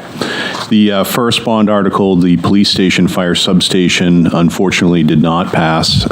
It garnered 57.1%, excuse me, 57.1% in favor, 42.9% against, so that did not reach the 60% threshold that it needed to pass.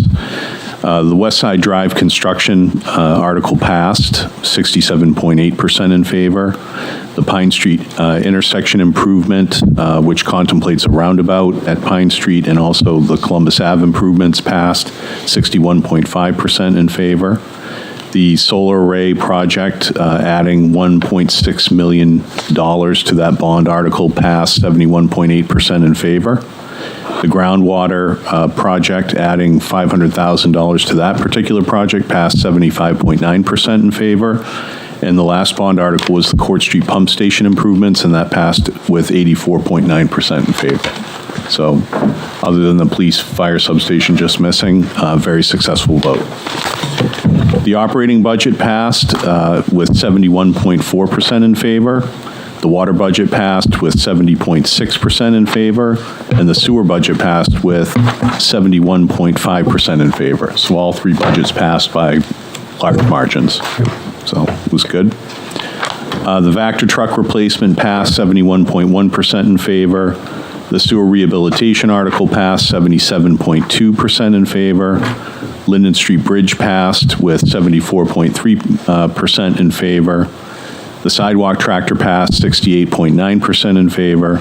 The Parks Improvement Fund, which Parks and Rec is here tonight, has been using very successfully, passed 75.7% in favor. The customary sick leave expendable trust article passed 75% in favor. The highway truck number 5 replacement passed with 78.6% in favor. The DPW garage design passed with 67% in favor this time around, so that was a successful article. The downtown area parking and traffic analysis and pedestrian study passed with 65.3% in favor of that article. The Conservation Fund appropriation passed with 77% in favor. The Snow and Ice Deficit Fund passed with 78% in favor. The Fire Department Hybrid Explorer passed with 72.6% in favor.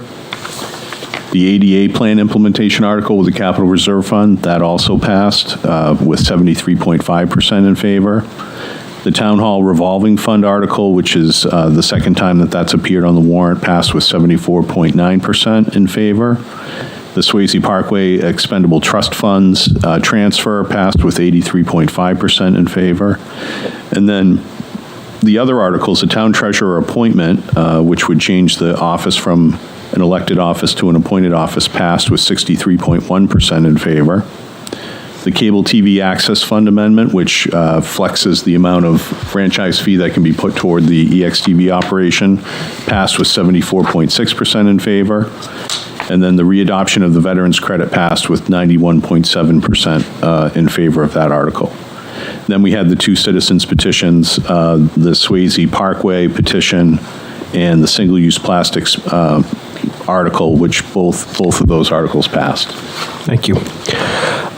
First, I'd like to thank all of the volunteers that worked incredibly long hours that day. I'd like to thank all of the voters that braved the nasty storm to come out and vote, and those that saw the weather and preempted by voting absentee the day before. And listening to those results, I mean, it's the public safety complex, I think this board was all behind. I mean, that's disappointing that it did not pass, although it didn't pass by much, and I think that's a conversation we'll have how we move forward with that, because personally, I still believe in that project. But when you look at the other results, overwhelmingly, the voters were behind all of our warrant articles and initiatives, and I just can't thank the public enough for coming to the polls and casting ballots and helping improve our town, our infrastructure, and the way we do business. So I agree. It would be nice to see more people getting out to vote. I'm sorry. I appreciate everyone who was able to get out to vote, but we're still, that's a low percentage. So. Could we have an explanation again about why we did go ahead with the town elections?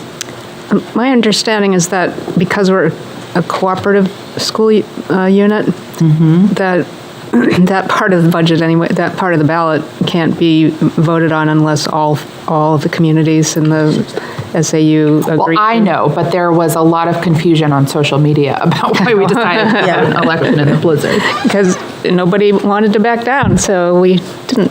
So I think what you're saying is all of the school board moderators would have had to agree to postpone the election. Right. Which they could not come to a consensus, so all 6 towns had to hold their elections on the same day. Right.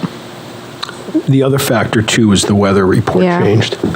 I mean, yes. When the decision was made the day before, my understanding was the snow wasn't supposed to, or the rain rather, wasn't supposed to turn to snow until like 3 o'clock. And, Mother Nature threw a curveball. We did push a vote back in 2017, and the results weren't good.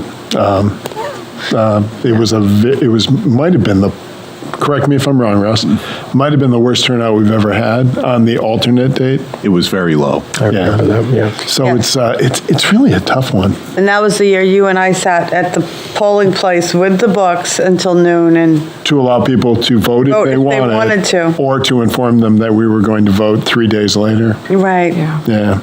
It's a tough call, and there's not a lot of good options. Yeah. No, I think that the vast majority of towns did did opt to postpone their elections. So there was certainly some confusion about why we did go ahead and hold the election. Yeah. And I agree. I mean, there is no good. Yeah. There's no good choice. No. There really is. I mean, I continue to wonder why historically we hold town meeting at a specific time, but so many of our citizens aren't in town, with the academy always on vacation when we vote.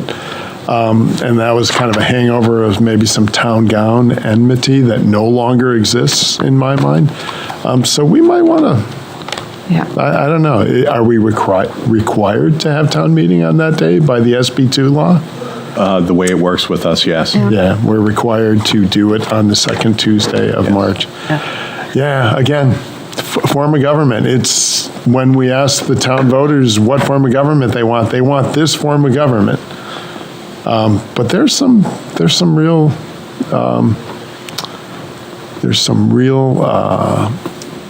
I want to find just the right word for this. There are some real challenges with this form of government.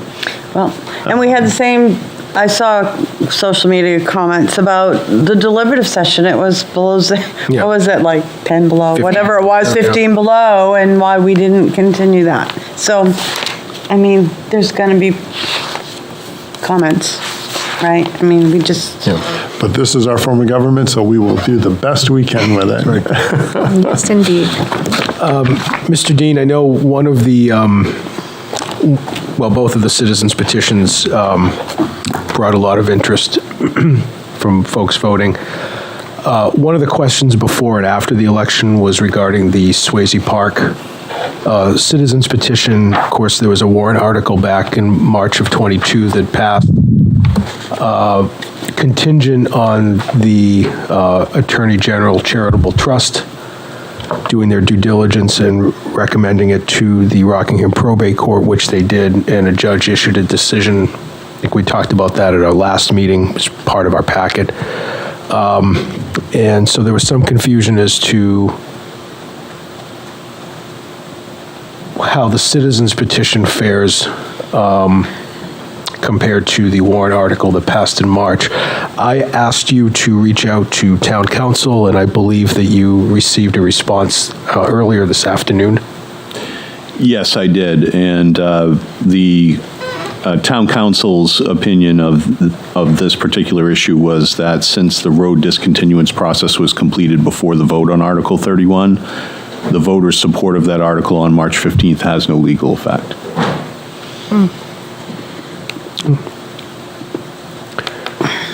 And is that based on just council's review? Is there any case law that we know of, or any other? I can look into that further with legal counsel. No case law was, case law was cited. Okay. Yeah, I wondered if because the wording of the previous one that just had the trust changed was very specific about the actions to take to have that trust change, and this one is not. And I wondered if that would have an effect on whether or not one overrode the other.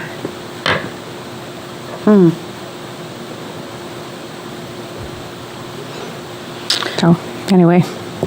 Well, I guess my only concern is that between the 2 years, I just want to make sure that if there's an interest from townspeople to want to ask questions, we might want to keep that an open mind for future agenda and to have town council here, if that's possible, just to try to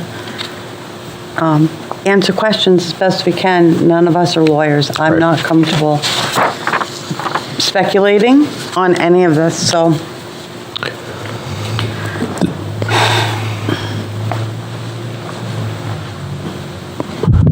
Before you start, I have a question. I have a question for you after you identify yourself for the record. Okay. Dwayne Staples, 33 Ashbrook Road, Exeter, and I'm also the chair of the trustees for the Swayze Parkway. So the next trustee meeting is the 18th or 19th of that week. I think it's the 19th of April. 19th. Yes. So, Mr. Dean, I'd like to have, if we can't get somebody from Mitchell Group at our meeting or via Zoom, or at least something more than what they've provided us, because I'm sure this will be a topic of discussion for the trustees, and I think I agree with my colleagues, we need a little bit more than. Yeah, and I don't have any questions at this point. Mm-hmm. I will wait for, for you to check with council again, and because again, when I read what was presented in the packet and I watched the meeting, there were some comments made, and the packet is very specific as to exactly what the vote was, because that was very specific. That article is the way it was worded. So at this point, as a citizen and as chair, I'll wait to hear what you come back with from council. Okay. Thank you for your patience. Yeah, no, thank you. And again, I'm pretty sure it's the 19th of April, but it's the third Wednesday. I think you're right. Okay. Thank you. Thank you, Mr. Dean. And you're welcome.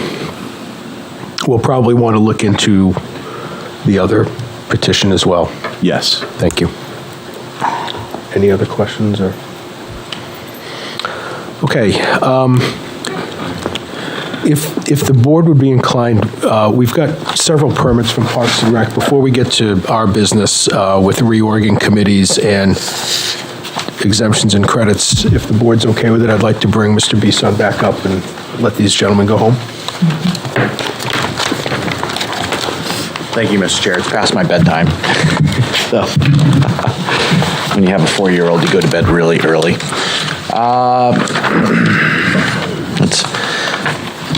Thank you to the town residents that actually supported our park improvement fund. We've been anxiously gathering quotes on potential projects that we feel are time sensitive since we came to you right away. If you will indulge me, I'm just going to go down and we can discuss each one. 2018, we replaced the town docks with the Easy Dock system. Literally, their logo, or their slogan is "the last dock you'll ever buy." We reused our gangway, which is a robust 28 feet, fully aluminum gangway, which is very heavy. And we've encountered several problems from people that are using the dock system. So it became a safety hazard that we are hoping we need to replace the town gangway with something lighter and can attach to the dock system. Easy Dock is the source, and FWM Docks in Londonderry would be the one to supply the new gangway. That gangway would cost $6,581.36. So are all of these requests from the freshly voted in funds? Boy, you don't miss a beat. Yeah. Well, some of them you'll see as we go further down are very spring dependent, and that's why it's trying to get them running before all the contractors are up and busy. Your expedited work is admirable. Yes. Any questions for Mr. Bisson?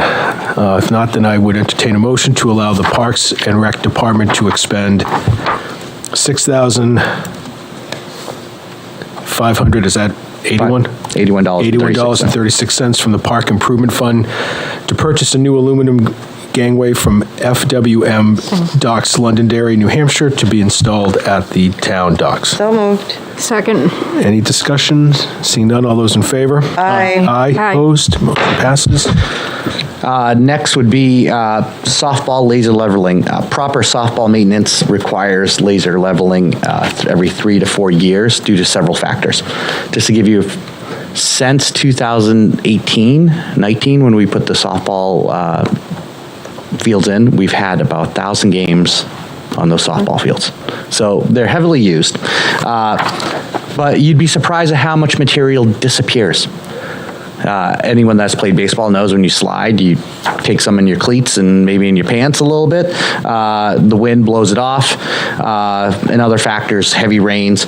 We use a DuraEdge product that is engineered infield mix, which has been phenomenal. I mean, very rarely do we ever have rainouts. It is premier. It's solid for anyone that's played on it. With that, it needs to be laser leveled for a number of factors. And one is safety. It will prevent channeling, because you don't want channeling happening in your infields. It will get rid of every lip around the infield, which is very important to get rid of so you don't have those high grounders pop up. But also it will just replenish it and give it the proper slope, because the DuraEdge actually sheds water in its engineering, where native infield mix will absorb it until a sponge, and just like a sponge, to start spewing water everywhere. It is very specific that DuraEdge only allows qualified contractors to work on it because of their reputation. They don't want anyone coming in there. So I've had 3 motions here. One is to purchase 45 tons, which is equivalent to about 45 yards of DuraEdge infield mix. That's 15 yards per field. One is to get 2 pallets of the Pro Slide. The Pro Slide is very important to apply it to the fields to keep the moisture in it. And lastly is to pay a contractor to laser level it. That is a qualified one. We use Sports Turf Specialists to install the fields. They subcontract out to Organic First, one of our local vendors here in town. And that's laser leveling, hauling the material onto the field, spreading it, and for a total of $14,800. Any questions for Mr. Bisson? Mr. Dean, do you mind if I roll the motion into one? Not at all. On this? Okay. I would entertain a motion to allow the Parks and Recreation Department to expend $4,700 from the Park Improvement Fund to purchase 45 tons of DuraEdge infield mix from DuraEdge to be installed at the softball fields at the Recreation Park 4 Hampton Road. To further allow the Parks and Recreation Department to expend $2,300 from the Parks Improvement Fund to purchase 2 pallets of DuraEdge Pro Slide from Pioneer Athletics to be installed at the softball fields at the Recreation Park 4 Hampton Road, and further to allow the Parks and Recreation Department to expend $7,800 from the Park Improvement Fund to contract with Organic First to spread and laser grade the DuraEdge products at the Recreation Park 4 Hampton Road for a total amount of $14,800. So moved. Second. Any discussion? Seeing none, all those in favor? Aye. Aye. Opposed? Motion passes. Our next request is it's really installing conduit to the pool building on 4 Hampton Road. We currently have a private fiber line that is not adequate for our current operations. One, it has been slow at times, but 2, we're at capacity for what we can put on our system. So in talking with IT, we would like to run fiber. The fiber is there on the pole from the town. We were proactive and put it on the pole as we ran it up to 10 Hampton Road. And then my parks guys will actually perform the task of pulling the fiber through the new conduit that's put in there. There's a number of reasons why we want to. One, we do a lot of sales, obviously, so we need good internet. 2, we also monitor our filters remotely, so I can look at my phone at any time and know if there's a problem at the pool. 3 is security. We have a quite a few security cameras, but we need more. Not that vandalism is a problem, but as it increases use, we want to make sure we can monitor everything, especially if we're up at 10 Hampton Road. And the final one is something, a collaboration, and you'll see that further down, is working with the fire department to actually install AED boxes that will be wired in that will stay out at the rec park year-round for those that use the park. That's a very important thing. It's almost become a year-round. We don't take the tennis nets down. They stay up and they play. People use the playground year-round. So we want to make sure we just have that one element to help them. It's $7,200. I put it out to several vendors, and only one actually responded, which is not a surprise in getting contractors these days, and a lot of them are tied up. So I am making a request to have Days Landscaping install a conduit for us so we can run the fiber. Okay. Any questions? Seeing none, I'd entertain a motion to... Sure, Mr. Staples? Sure. Yeah. Can you come to the microphone, please? Thanks.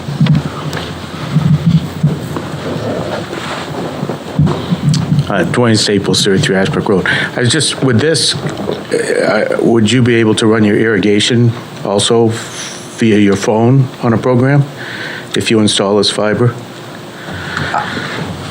The irrigation box is at the other end of the park, so unfortunately, no, at this time. But we'll get to that because we could, because of 10 Hampton Road, expand our Wi-Fi and then do it where we can run it Wi-Fi, so. Of course. I don't know, you can have any money left over after tonight? Oh, yeah, yep. Okay. All right, any questions? No. Okay, I would entertain a motion to allow the Parks and Recreation Department to expend $7,200 from the Park Improvement Fund to contract with Days Landscaping to install conduit for the town fiber line at the Recreation Park 4 Hampton Road. So moved. Second. Any discussion? Seeing none, all those in favor? Aye. Aye. Opposed? Motion passes. Pool painting, we've been talking about for years, and finally, this is the year we do it. We have the staff in-house to actually paint the pool ourselves. We are lucky enough that both our park staff members have painted numerous pools from their previous employer, so they are very familiar with all of the maintenance that goes into putting the pools. This will save the town over $60,000 painting it in-house. We're just asking to allocate $7,600 to purchase Tnemec paint. You may ask, is it the cheapest paint out there? It absolutely is not. I'll be transparent. But it is the paint that is currently on the pool. We do not want to start switching brands or switching different types of paint because I'm going to remember that 2010, we had to sandblast that entire pool and repaint it, which cost a lot more money than what I'm asking for here. So to keep it, and Tnemec is it's formulated for pools and it will last, and we should get about 5 to 7 years out of this paint. Any questions? No, thank you for the savings. And I would entertain a motion to allow the Parks and Recreation Department to expend no more than $7,600 from the Park Improvement Fund to purchase, what's that paint called? Tnemec. Tnemec paint and supplies from the Ryder Group, Inc. for the Daniel R. Healy Pool. So moved. Second. Any discussion? Seeing none, all those in favor? Aye. Aye. Opposed? Motion passes. Well, saving in one place, but now having to spend another. Yeah. With my parks guys being pretty busy at what you're seeing they're doing. One of the things that, to finish the ADA requirements for the lower courts was we needed to put a new pad so we can make it and put railings up. But this fall, the ADA entrance going into the upper courts has started to crumble. And to make that perfectly solutions, we're actually asking for $4,825 from a contractor, Contrast Concrete, to do both pads at the same time, because my guys do not have time and DPW is short-staffed. So do not want to pressure them into doing something. Okay. Any questions? Then I would entertain a motion to allow the Parks and Recreation Department to expend $4,825 from the Park Improvement Fund to contract with Contrast Concrete to complete the concrete pad improvements for the tennis courts at 4 Hampton Road. So moved. Second. Any discussion? Seeing none, all those in favor? Aye. Aye. Opposed? Motion passes. Door replacement in the Daniel R. Healy pool. The exterior doors are in great condition, but it's our interior doors that have a lot of moisture that has really rotted them away. The doors are from 1970s. So you can only imagine. It has become a safety hazard where the door jambs that go around it and the bottom of the door are rusting out where you can stick your fingers up the door and the door jambs are rusted. So before any patron loses a limb or a toe, we want to replace these doors. It's only the locker room doors going into both locker rooms and the maintenance door goes in our water heater. Now granted, no one's going in there, but you can still see the rusting on the bottom. So that's I asked for $4,100. It actually is $4,773.40 if you want to be specific. Can you give me that amount again, please? $4,073.40 for 3 doors. Thank you. If there are no questions, I'd entertain a motion to allow the Parks and Recreation Department to expend $4,073.40 from the Park Improvement Fund to purchase new interior doors for the Daniel R. Healy bathhouse from CDF Doors. So moved. Second. Any discussion? Seeing none. No, just one question. Those are original doors? Yes. Okay, thank you. Yeah. Sorry. You can actually tell. There's lots of layers of paint on it as well. Sorry, go ahead. That's okay. There's a motion and a second. No discussion. All those in favor? Aye. Aye. Opposed? Motion passes. There's a typo. It's AED, indoor and outdoor stations. Working with Justin, we found a box that can house, we have our AEDs, like I mentioned earlier. These are great resources. They not only cool in the summertime, so the AED doesn't overheat. It actually keeps it at a moderate temperature in the wintertime. And it also will take a picture of whoever opens it. And it will also send a signal to dispatch that someone has opened it and it's being in use. So these are not cheap boxes, but they will be mounted one on the pool building as you face the playground and tennis court. And actually talking with Andy Swanson, we believe we can get a Wi-Fi extender for 10 Hampton Road and put one right on the irrigation shed right next to Field 3. So we'll have both ends of the parks covered and protected for our patrons that use the field. Great, thank you. Any questions? I would entertain a motion to allow the Parks and Recreation Department to expend $3,000 from the Park Improvement Fund to purchase AIVIA 300-320 indoor-outdoor cabinet with internet fan, alarm, and optional heater, phone, and imaging. So moved. Is that 2? Yeah, there's 2 of them. The cost is for 2. Yep. I beg your pardon, for 2. There was a motion. So moved. Second. Any discussion? Seeing none, all those in favor? Aye. Aye. Opposed? Fence replacement and temporary fence between 4 Hampton Road, 8 Hampton Road, and 10 Hampton Road, if that makes all of sense. As you go to the side of the 8 Hampton Road, we have a fence that is heaved and falling down. We are requesting to replace that fence, but also extend it down the property line to prevent people going between 8 Hampton Road and 10 Hampton Road. So it kind of creates that privacy. But at the same time, we're also looking to put in a temporary fencing system. As you know, once 10 Hampton Road was bought, it became the very popular place to park with people parking on the grass, and we want to prevent people from getting stuck because they will get stuck, and also preserve our green space there. So I'm asking to expend $3,236 to have AAA fence install and replace. The one nice thing I want to point out is we are not, for the chain link, buying new chain link. That's solely labor. We had an old area that was boxed in by chain link fence that we had some raised garden beds that didn't exist anymore. We're recycling that chain link, so we're trying to be as sustainable as possible and just recycle the material we have. We just don't have the equipment to do it, and so we're asking that. And then for our temporary fencing, we're just installing 4x4 posts in the ground, and we're going to connect chain, so it's going to be very minimal fencing, but that way down the line, if we do anything, develop further parking, we can just pull them out of the ground, reuse the 4x4s. Any questions? Seeing none, I would entertain a motion to allow the Parks and Recreation Department to expend $3,236 from the Park Improvement Fund to contract with AAA Fence to repair new fencing between 4 Hampton Road, 8 Hampton Road, and 10 Hampton Road, and install a temporary fence at 10 Hampton Road, creating a barrier to keep people off the grass. I'd further allow the Parks and Recreation Department to expend at most $500 from the Park Improvement Fund to purchase chain and accessories from Lowe's to complete the temporary fencing at 10 Hampton Road. So moved. Second. Any discussion? Seeing none, all those in favor? Aye. Aye, opposed, motion passes. I swear, the last two. Windscreens at the lower tennis courts, one of the things that was brought to our attention was the debris consistently falling, being blown into the lower tennis courts. We have priced out windscreens to prevent that. We just had the tree work completed this winter, which looks outstanding, but it still will prevent a lot of leaves from blowing in and debris. Pioneer Athletics is the cheapest at $1.10 per linear foot. Most windscreens are about $3, so it's a savings, quite a bit of savings going with them. To do the lower courts would be $4,500. Any questions?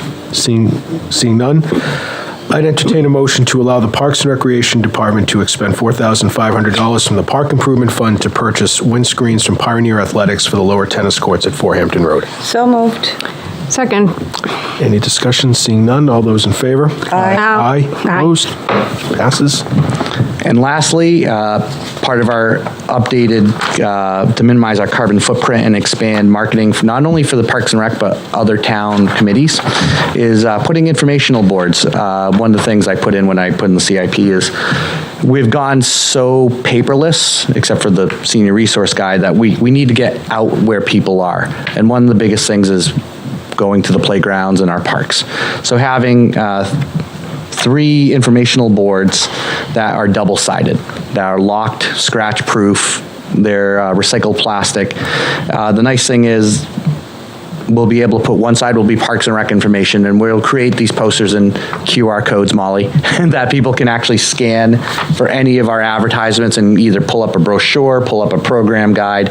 But on the other side, it'll give us opportunity for towns if the energy committees doing their cars, they can advertise those, Conservation Commission, those kind of opportunities, an important meeting that we want people to attend.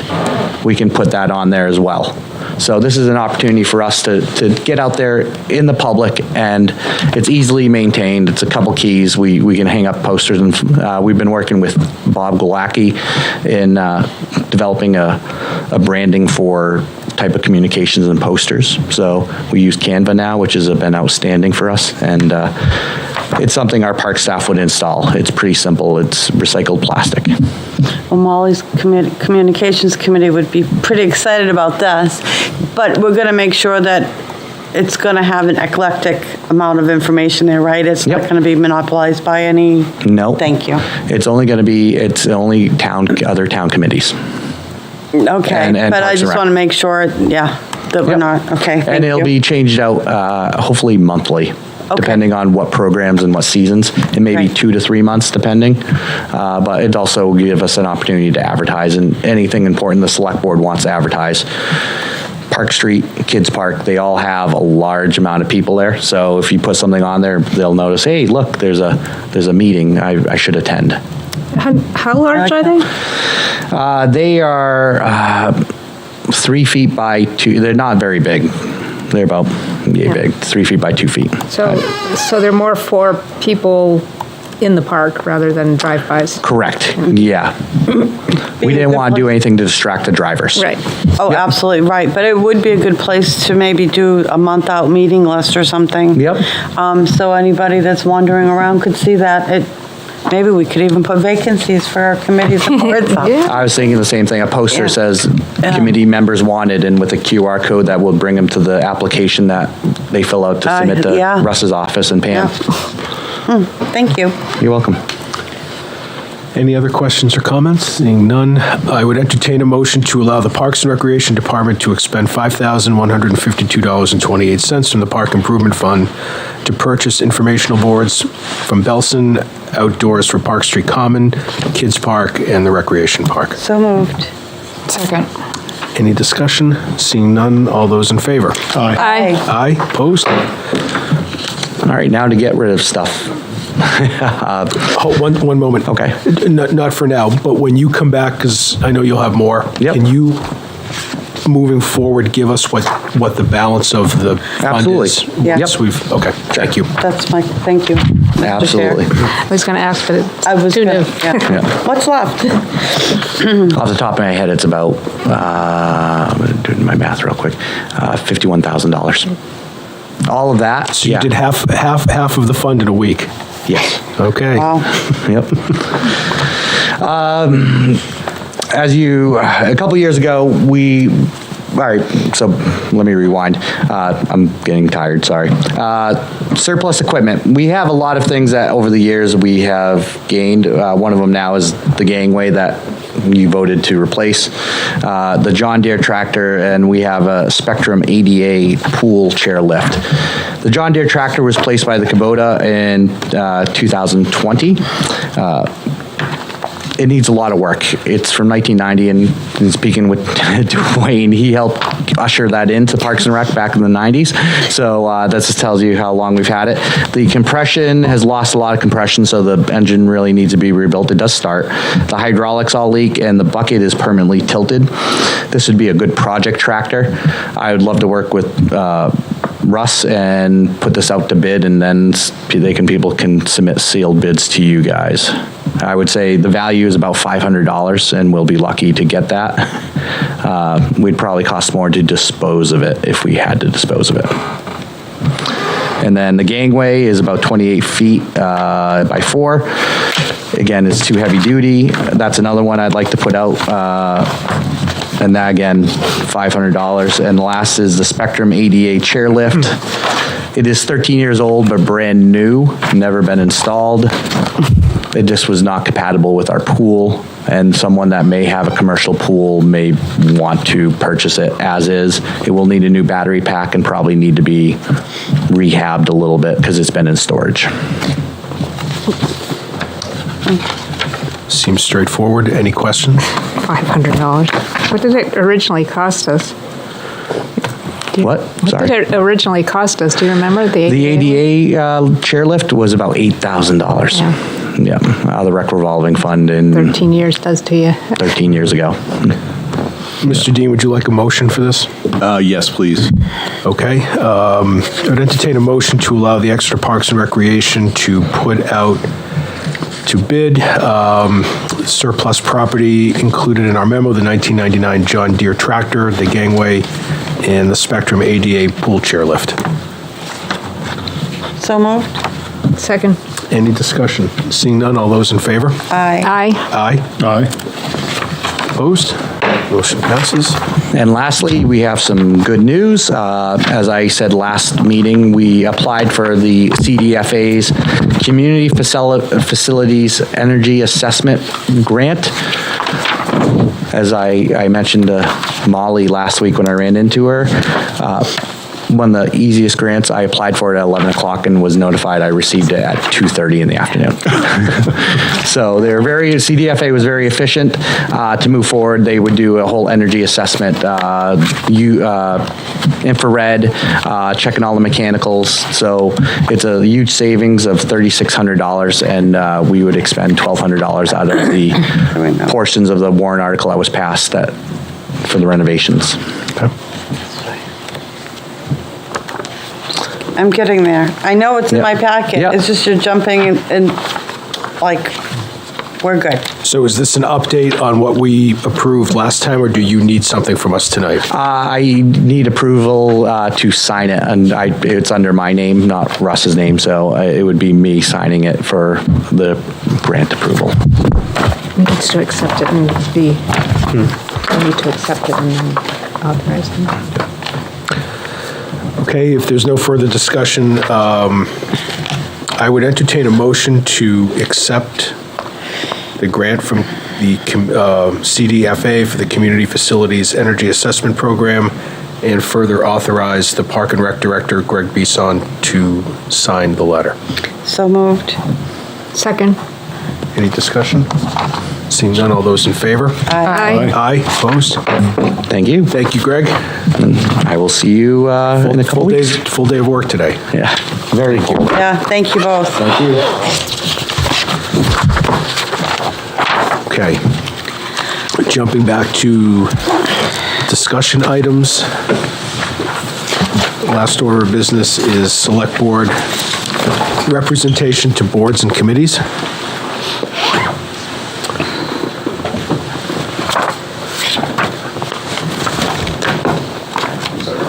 Thanks. Bye, David. Good night. First up is the Planning Board. Currently, Selectwoman Belanger is the rep with Molly Cowan as the alternate. I'd be happy to keep it if there's no objection. I am very much engaged with Town Planner Sharple's education program on over the coming year, and I would love to continue to participate in that. Would you be willing to let me be the alternate so that I could? Would. You would. I also will say that I've never had to fill in for Nancy, but. Yeah, no, I wouldn't be attending meetings where they were making decisions. Got it. Unless Nancy wasn't able to make it. I'd be attending sort of in a, well, as the alternate, but just to continue to be part of the education effort that Mr. Sharple. Which starts this Thursday. Which starts this Thursday, which I won't be able to make because of a bookstore commitment. But I would love to do that if you would allow me to. I sure would. There you go. Thank you. Okay. Thank you both. Thank you. The Recreation Advisory Board. Currently, Selectwoman Cowan is the rep and the opening, the alternate's an opening.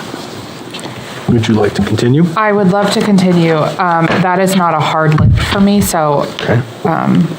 It just meets quarterly now, right? No, they're back to about 9 to 10 times a year. Yep. When do they meet? Oh, boy. It's usually the last Tuesday of the month, but it's kind of been. It's been at the call of the chair, and then when. Is it during the night, or, I'm sorry, is it during, okay. Yeah. All right. Well. I have a conflict, so I cannot. I can be your backup if you'd like. Great, that would be wonderful. Yes, again, I have not needed a backup on that. Okay, thank you.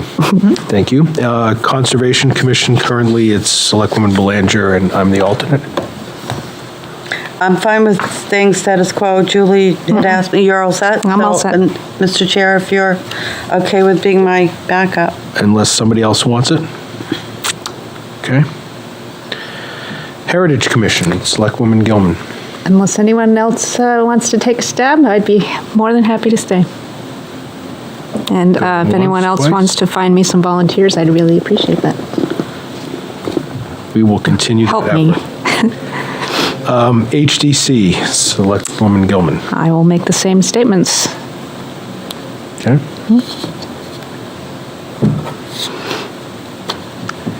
We need to get Selectman Chartrand in here. I know. My time will come. Rockingham Planning Commission. I am, I actually attend those as a state rep, so. Okay. Unless anybody else wants to.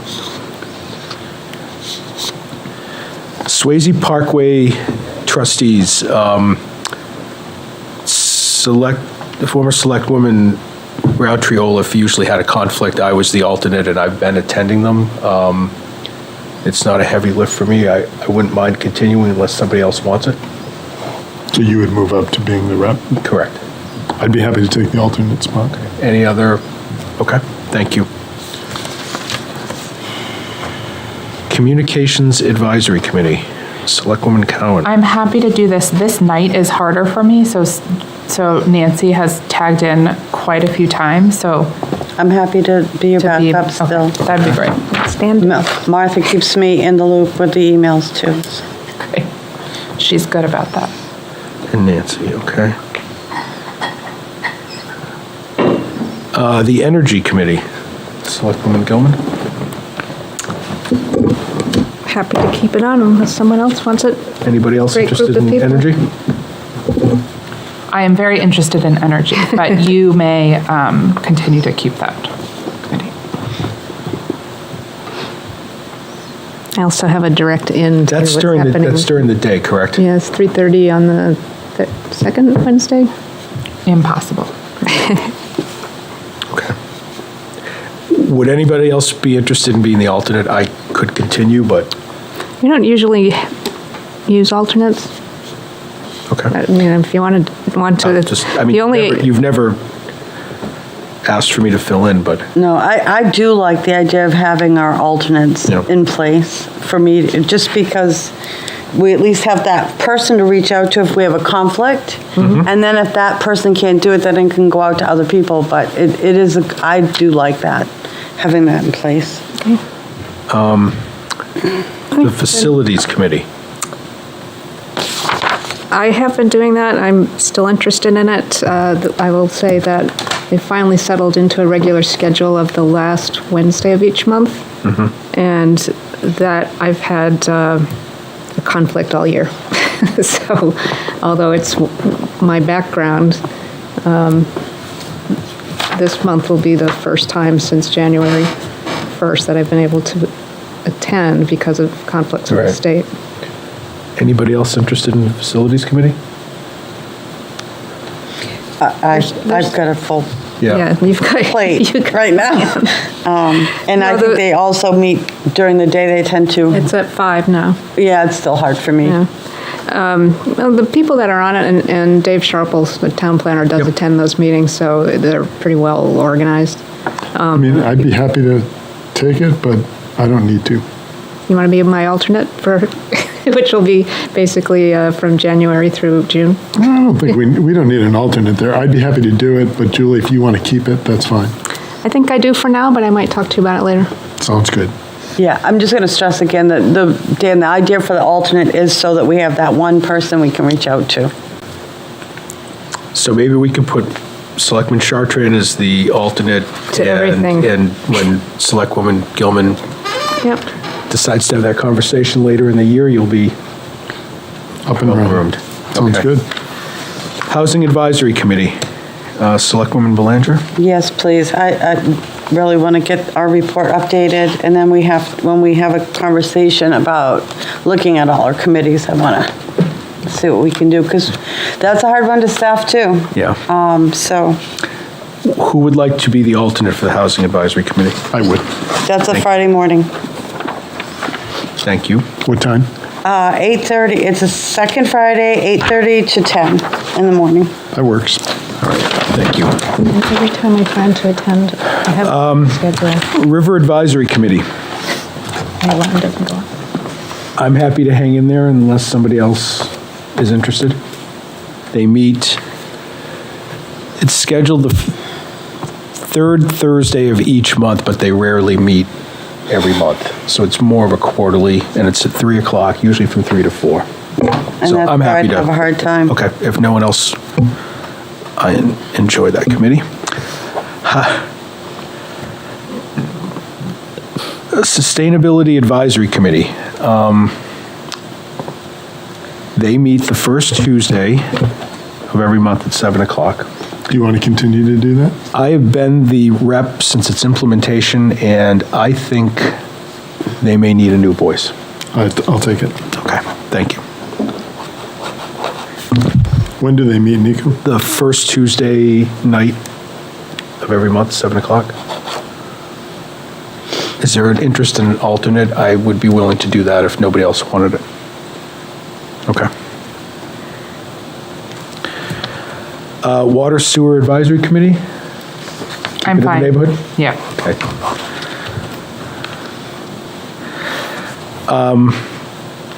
The Tree Committee, which other than that walk through the park with the Facilities Committee, I don't think I've ever been invited to one of their meetings, but. I do. Sure. They do have regularly scheduled meetings.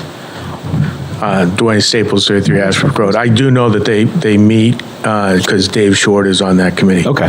So he fills us in a little bit about what's going on at some of the Parkway meetings. So Is it a regular, monthly, or just sporadic? Let's take a look. I think it's kind of both. Sporadic. Okay. So. Well, if nobody else wants the tree committee, I will stay on it and reach out to. Stay on it. Get invited. Be on the distribution list to Okay. There you go. emails. And the last opening is the Arts and Culture Advisory Commission, which we have an opening.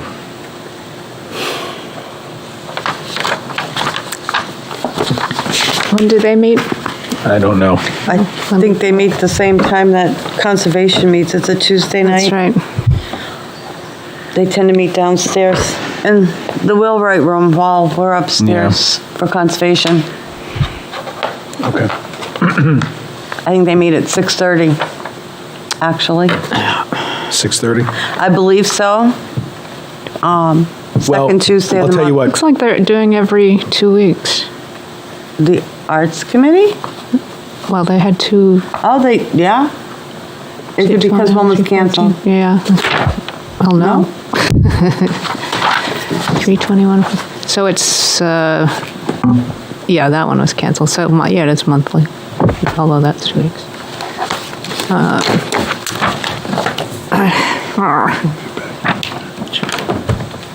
It's maybe 3 times a year. I can give it a try. I was gonna say, I can't be in two places. Yes, So sit on the stairs. And Bob's good. do a half hour there, come up here. In the building. Although I do like playing Is that too much for you? league water. For me? Yeah. Oh. It hasn't been. It's just been the. Because you're not really facilities. giving anything up. I know. Dan's gonna take something up here. Right. Do you want to give up facilities to do, I remember it? You know, it's one of those things with between the HDC, the Heritage Commission, and the facilities, they're all in my background. So, But if you can't make the facilities, is it? yeah, I mean, they basically haven't had a selectman's rep. So can we flip-flop facilities and have you be the alternate and have you be the arts and culture? No, Okay, I'll tell you. Is that okay? yeah. So we're going to do a little trade here. Oh, okay. Sorry. Selectwoman Gilman is going to take arts and culture, Yep. and she's going to give up the facilities committee. So I'm stepping up on facilities. Yep. No longer an alternate. No longer an No, alternate. you're already in there. All right. I just think because you've got so many. Yeah, and it's That's probably a good idea, only because I've worked with several of the people before, so it's like a, tight-knit group of people that might need a new voice too. Sure. No, new voices are sometimes the best medicine, so. All right, thank you, everybody. Okay, back to regular business. Excuse me, when does that facilities committee meet? It's the last Wednesday at 5, 5 PM? so it's this week. No, yeah, it's this week. Or next week. So last Wednesday at 5 PM? I will not be able to make that meeting. Well, actually, I can, so it's like the This first week? one. I can't make it this week. Okay. But normally I will. No, normally my next schedule week. works. It's next week, actually. It's a week from this Wednesday. Yeah, I'm sorry. I know. So it'd be the 29th, correct? Yes. Okay, I can make that. Okay. All set. Thank you. Good? All right.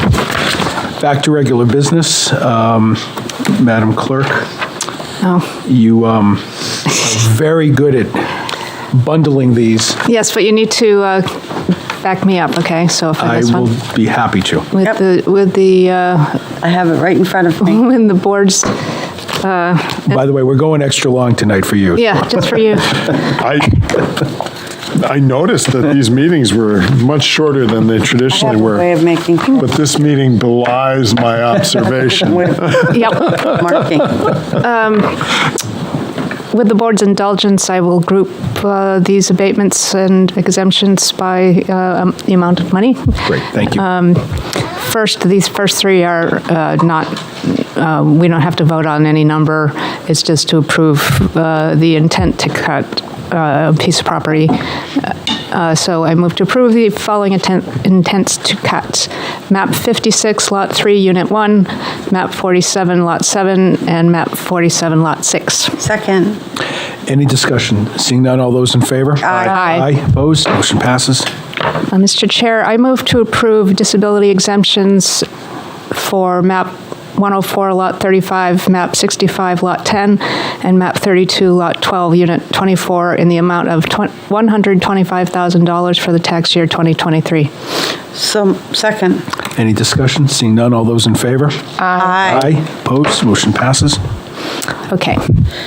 I'm going to start with the most expensive first. Mr. Chair, I move to approve elderly exemptions in the amount of $236,251 for the tax year 2023 for the following properties. Map 85, Lot 89, Unit 14. Map 74, Lot 19. Map 73, Lot 57. Map 65, Lot 11. Map 63, Lot 102, Unit 21.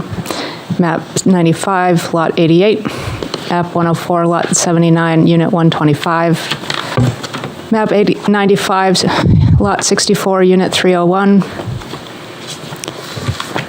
Map 96, Lot 3. Map 104, Lot 79, Unit 133. And Map 13, Lot 6. And Map 68, Lot 6, Unit 227. Second. Any discussion? Seeing none, all those in favor? Aye. Aye, opposed, motion passes. Mr. Chair, I move to approve elderly exemptions in the amount of $183,751 for the tax year 2023 for the following properties. Map 63, Lot 102, Unit 54. Map 27, Lot 6. Map 87, Lot 18, Unit 43. Map 55, Lot 13. Map 65, Lot 125, Unit 10. And that's it. Second. Any discussion? Seeing none, all those in favor? Aye. Aye, opposed, All passes. right. Mr. Chair, I move to approve an elderly exemption in the amount of $152,251 for the tax year 2023 for the following properties. Map 95, Lot 64, Unit 322. Map 95, Lot 64, Unit 117. Map 104, Lot 79, Unit 614. Map 63, Lot 188. And Map 95, Lot 64, Unit 318. Second. Motion and a second, any discussion? Seeing none, all those in favor? Aye. Aye, opposed, motion passes. And I move to approve a solar exemption in the amount of $6,000 for tax year 2023 for Map 82, Lot 33. Second. It's a motion and a second, any discussion? Seeing none, all those in favor? Aye. Aye, opposed, motion passes. I move to approve solar exemption in the amount of $66,000 for tax year 2023 in the amount of $66,000 for Map 52, Lot 108. Second. Any discussion? Seeing none, all those in favor? Aye. Aye, opposed. I move to approve a solar exemption in the amount of $11,000 for the tax year 2023 for Map 95, Lot 70. Second. Any discussion? Seeing none, all those in favor? Aye. Aye. Aye. Opposed? Madam Clerk, can we go back to the exemptions? I think we missed two. Yeah, two denied. Thank you very much. Thank you. Yes, I move to deny elderly exemptions for the following two properties for the tax year 2023. Map 104, Lot 79, Unit 115, and Map 61, Lot 6. Second. Motion and second. Any discussion? Seeing none, all those in favor? Aye. Aye. Opposed? Motion passes. Oh, this is a long list. It's all one property. So I move to approve tax abatement for the following property, map 95, lot 64, unit 382, for $2,246.22 for the tax year 2011. $2,506.05 for the tax year 2012. $1,266.64 for 2013. $2,070.36 for 2014. $1,660.59 for 2015. $1,582.96 for 2016. $1,445.15 for 2017, $1,210.39 for 2018, $1,256.88 for 2019, $1,169.75 for 2020, $1,026.61 for 2021, and $878.19 for 2022. Second. There's a motion and a second. Any discussion? I have a question. Please. What's going on here? That's a long look back. This is the manufactured home that has been on the books for a long time that the park just took a writ of possession. Got it. So they're moving the mobile home demo. Never mind, just forget it. It was a good question. Yeah, Thank it you. is. It's like, what? Thank you. Town manager. Well, wait, there's a motion and a second with no further discussion. All those in favor? Aye. Aye. Opposed? Motion passes. Thank you. A hearty aye. I move to approve a land use change tax for map 13, lot 1, in the amount of $150. Second.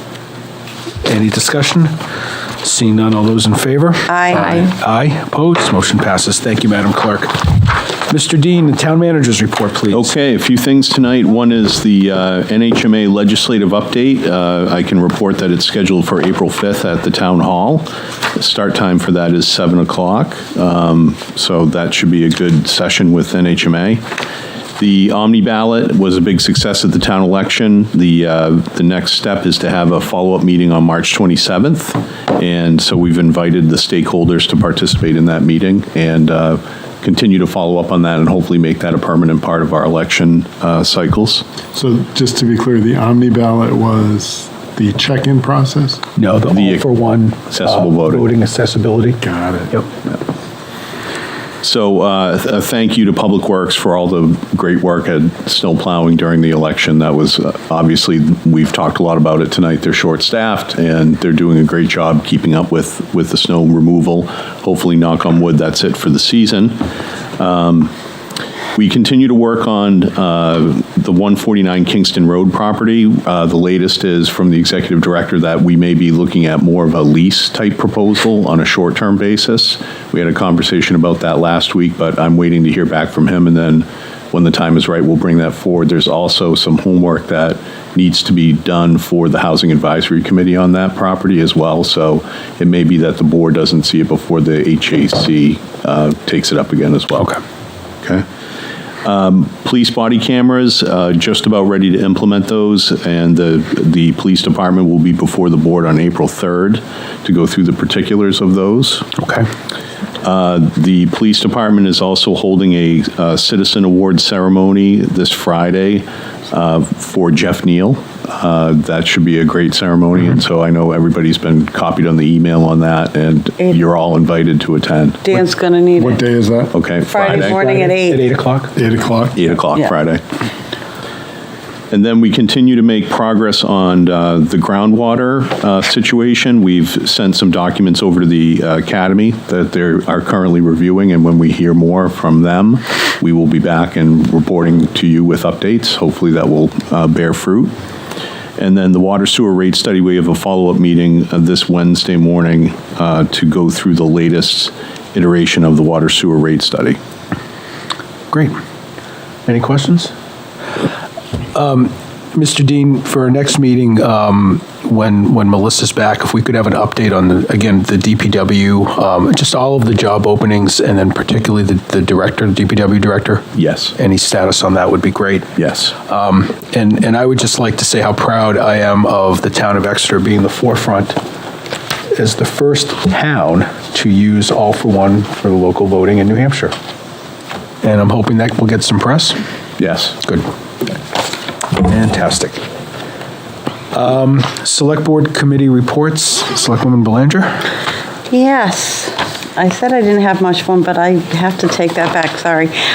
So I attended the polling pad training last Thursday, March 9th. That was interesting. Planning Board, Thursday, March 9th, that night was canceled. Housing Advisory Committee was March 10th, Friday morning. We had a discussion with the Exeter Housing Authority. There's a piece of property with a house that might be used. So we're just still going through all of the possibilities, whether it's leased, sold, and it's a heating system that still needs to be looked at. Lindsay Sonnet and I are going to meet with Dave Sharples about updating our Housing Advisory Committee report.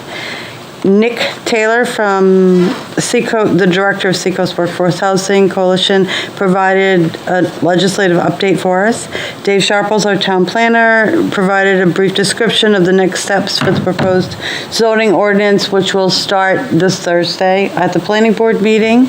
And we also had a first discussion on possibilities for tiny homes in Exeter in one area that it could be possible. So more on that in the future. Conservation Commission, that meeting for Tuesday, March 14th was canceled. Weather, and there was nothing that was time sensitive that they couldn't continue that. Russ and I met on March 15th on a HELPC update. We have 2 bins at the transfer station, a sticker's not needed, and bins can be reached easily. SAU 16, Dr. Ryan included that in his newsletter, which is also in our packet. So Tuck Learning Center now has 2 bins. Lincoln Street and Main Street won't have bins because they have other bins for another company, and they use that as a PTO fundraiser. Parks and Rec will have a bin at 10 Hampton Road and 32 Court Street. Exciting stuff. We're getting it out there. And that is it, unless, was there anything else on HELPC that?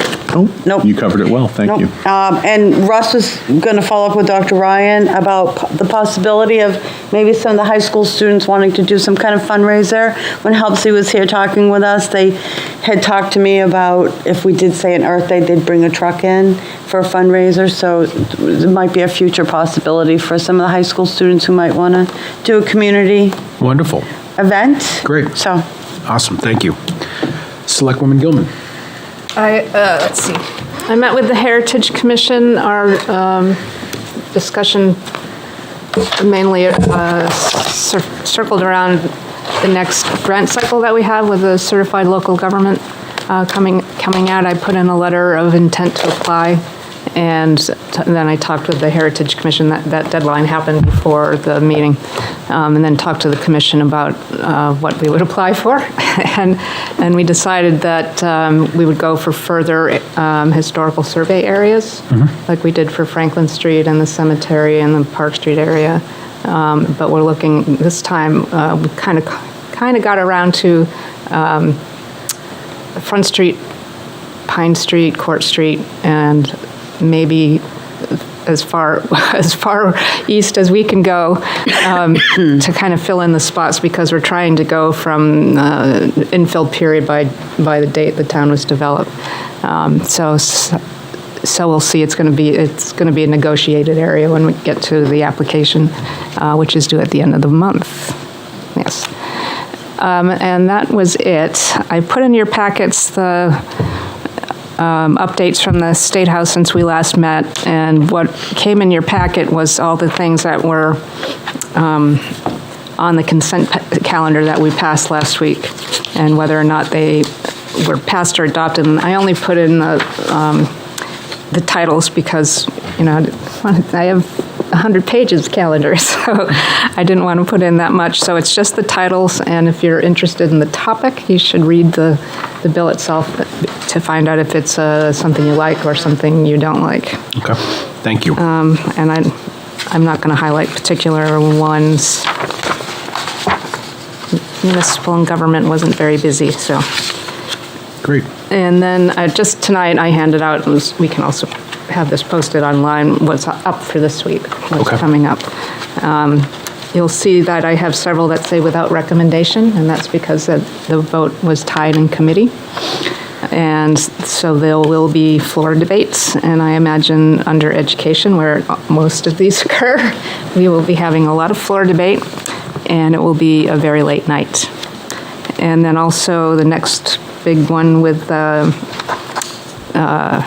without recommendations is education. Or I said education, I think. Education, what's the next one?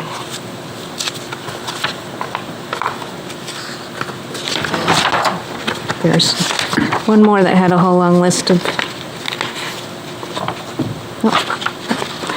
don't remember. But that is really it. Okay, well, thank you. Go ahead. Well, I just urge everyone to take a look at the Selectmen's packet, and I'll have Pam post this tomorrow. Okay. It's kind of a shortcut to what's the House website. It's very helpful. No, thank you. Yeah. Okay, any questions for Selectwoman Gilman or Selectwoman Cowan? I don't have anything to report. Nothing.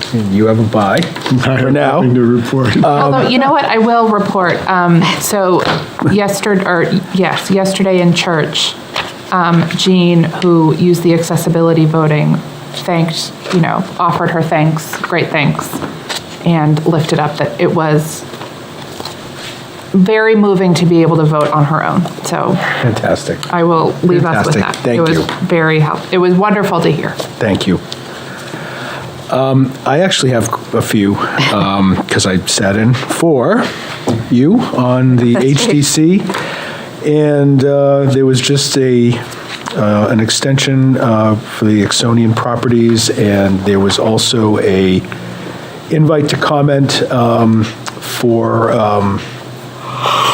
the Celco partnership. Verizon just showed some updated pictures that made it clear to everybody on the committee that wasn't clear 2 months ago. So it was a 15-minute meeting, and everybody walked away happy. Not painless. Let me say, I have a question about that, or just for people to know. It's on Front Street at the Major Blake's Hotel, and there are units that are disguised. They're mounted at the roof's edge, and they're painted to look like the brick and the yellow molding that they're attached to. Are they bigger though? Slightly, but you really can't tell. And the same color, and they're going to follow the color structure. I'd say when I picked up my packet Saturday morning, it was the first time I noticed them because I watched the meeting and they showed us where they were. So yeah, they're way up there. So. Swayze Park trustee meeting was also brief. They went over the election. They decided to keep the organization as it is, with Mr. Staples remaining chair and Mr. Thompson as vice chair. We talked about the petition, gave a siphon update, and that was it. The River Advisory Committee actually met for about an hour. We haven't met since October. Mr. Vlasic hasn't really had any updates for us. He talked at length about all of the projects he's been working on, all of the grants that we have approved and that he's working on, particularly the Pickpocket Dam. Gave a very, very thorough discussion on the timeline with a very easy sheet that I'll find a way to distribute to the board members. I won't get into the detail now for the sake of brevity, but he's got it really outlined through 2024. And at our next meeting in May, he will actually have the consultant there to provide an update. So that will be an important meeting. The Exeter Reservoir, the grant was approved, and he said it's going to be another year out before we know all of the options. So that was that meeting. Correspondence, there's a copy of Darren's letter that was referenced earlier about the community power rates. There's the the handouts from Selectwoman Gilman. Can I just say something about Darren's email? There was a reason why I asked for those to be put in the packet, because I think it's a really good additional way of communicating. And Agreed. As Stephanie said, that they got a lot of feedback, or Dan did. So, thank you sorry to interrupt. No, that's okay. NHMA Bulletin, the legislative update. The aforementioned email from Superintendent David Ryan, and then lastly, a letter from Comcast, effective March 31st.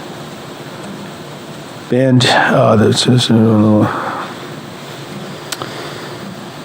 the Brazilian 4-pack will be renamed the Brazilian 3-pack, and there's some information on pricing, so we won't have to get into the specifics. There's no non-public this evening. Reviewing the board calendar, Mr. Dean and I went out about 2 months so that we could get everybody's schedule. Okay. April 3rd, April 17th, May 1st, and May 15th will be the next 4 select board meetings. And as we get closer to the May 15th, we're going to have to figure out, there's a couple weeks we're going to have to massage between the Memorial Day Monday, which would be the next scheduled, and then also Juneteenth falls on a scheduled Monday. So we may have to go 3 weeks between a meeting, or we may have to go 2 weeks in a row. Can you say those again? Of course. April 3rd, April 17th, May 1st, and May 15th. Okay. I will be away, never mind. I will be away April 17th, but I can probably Zoom in. I'll let you know. If you have the capability, let me know and we'll have an invite sent. Perfect. Any other comments?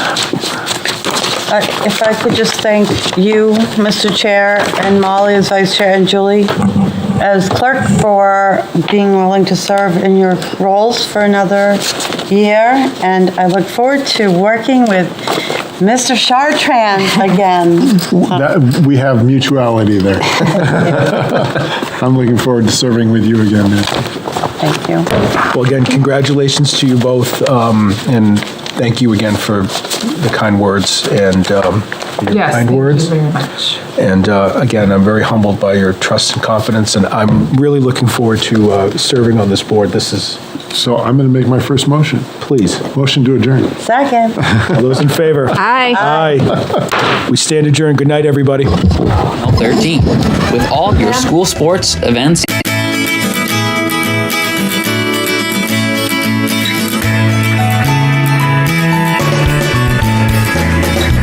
Thank you for tuning in to Exeter TV.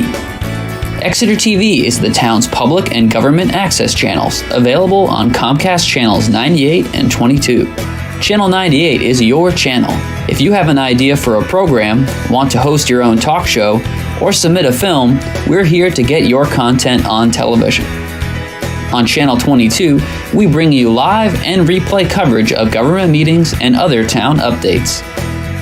A third channel, Blue Hawk Media, is operated by SAU 16 and can be found on Channel 13, with all your school sports, events, and meetings.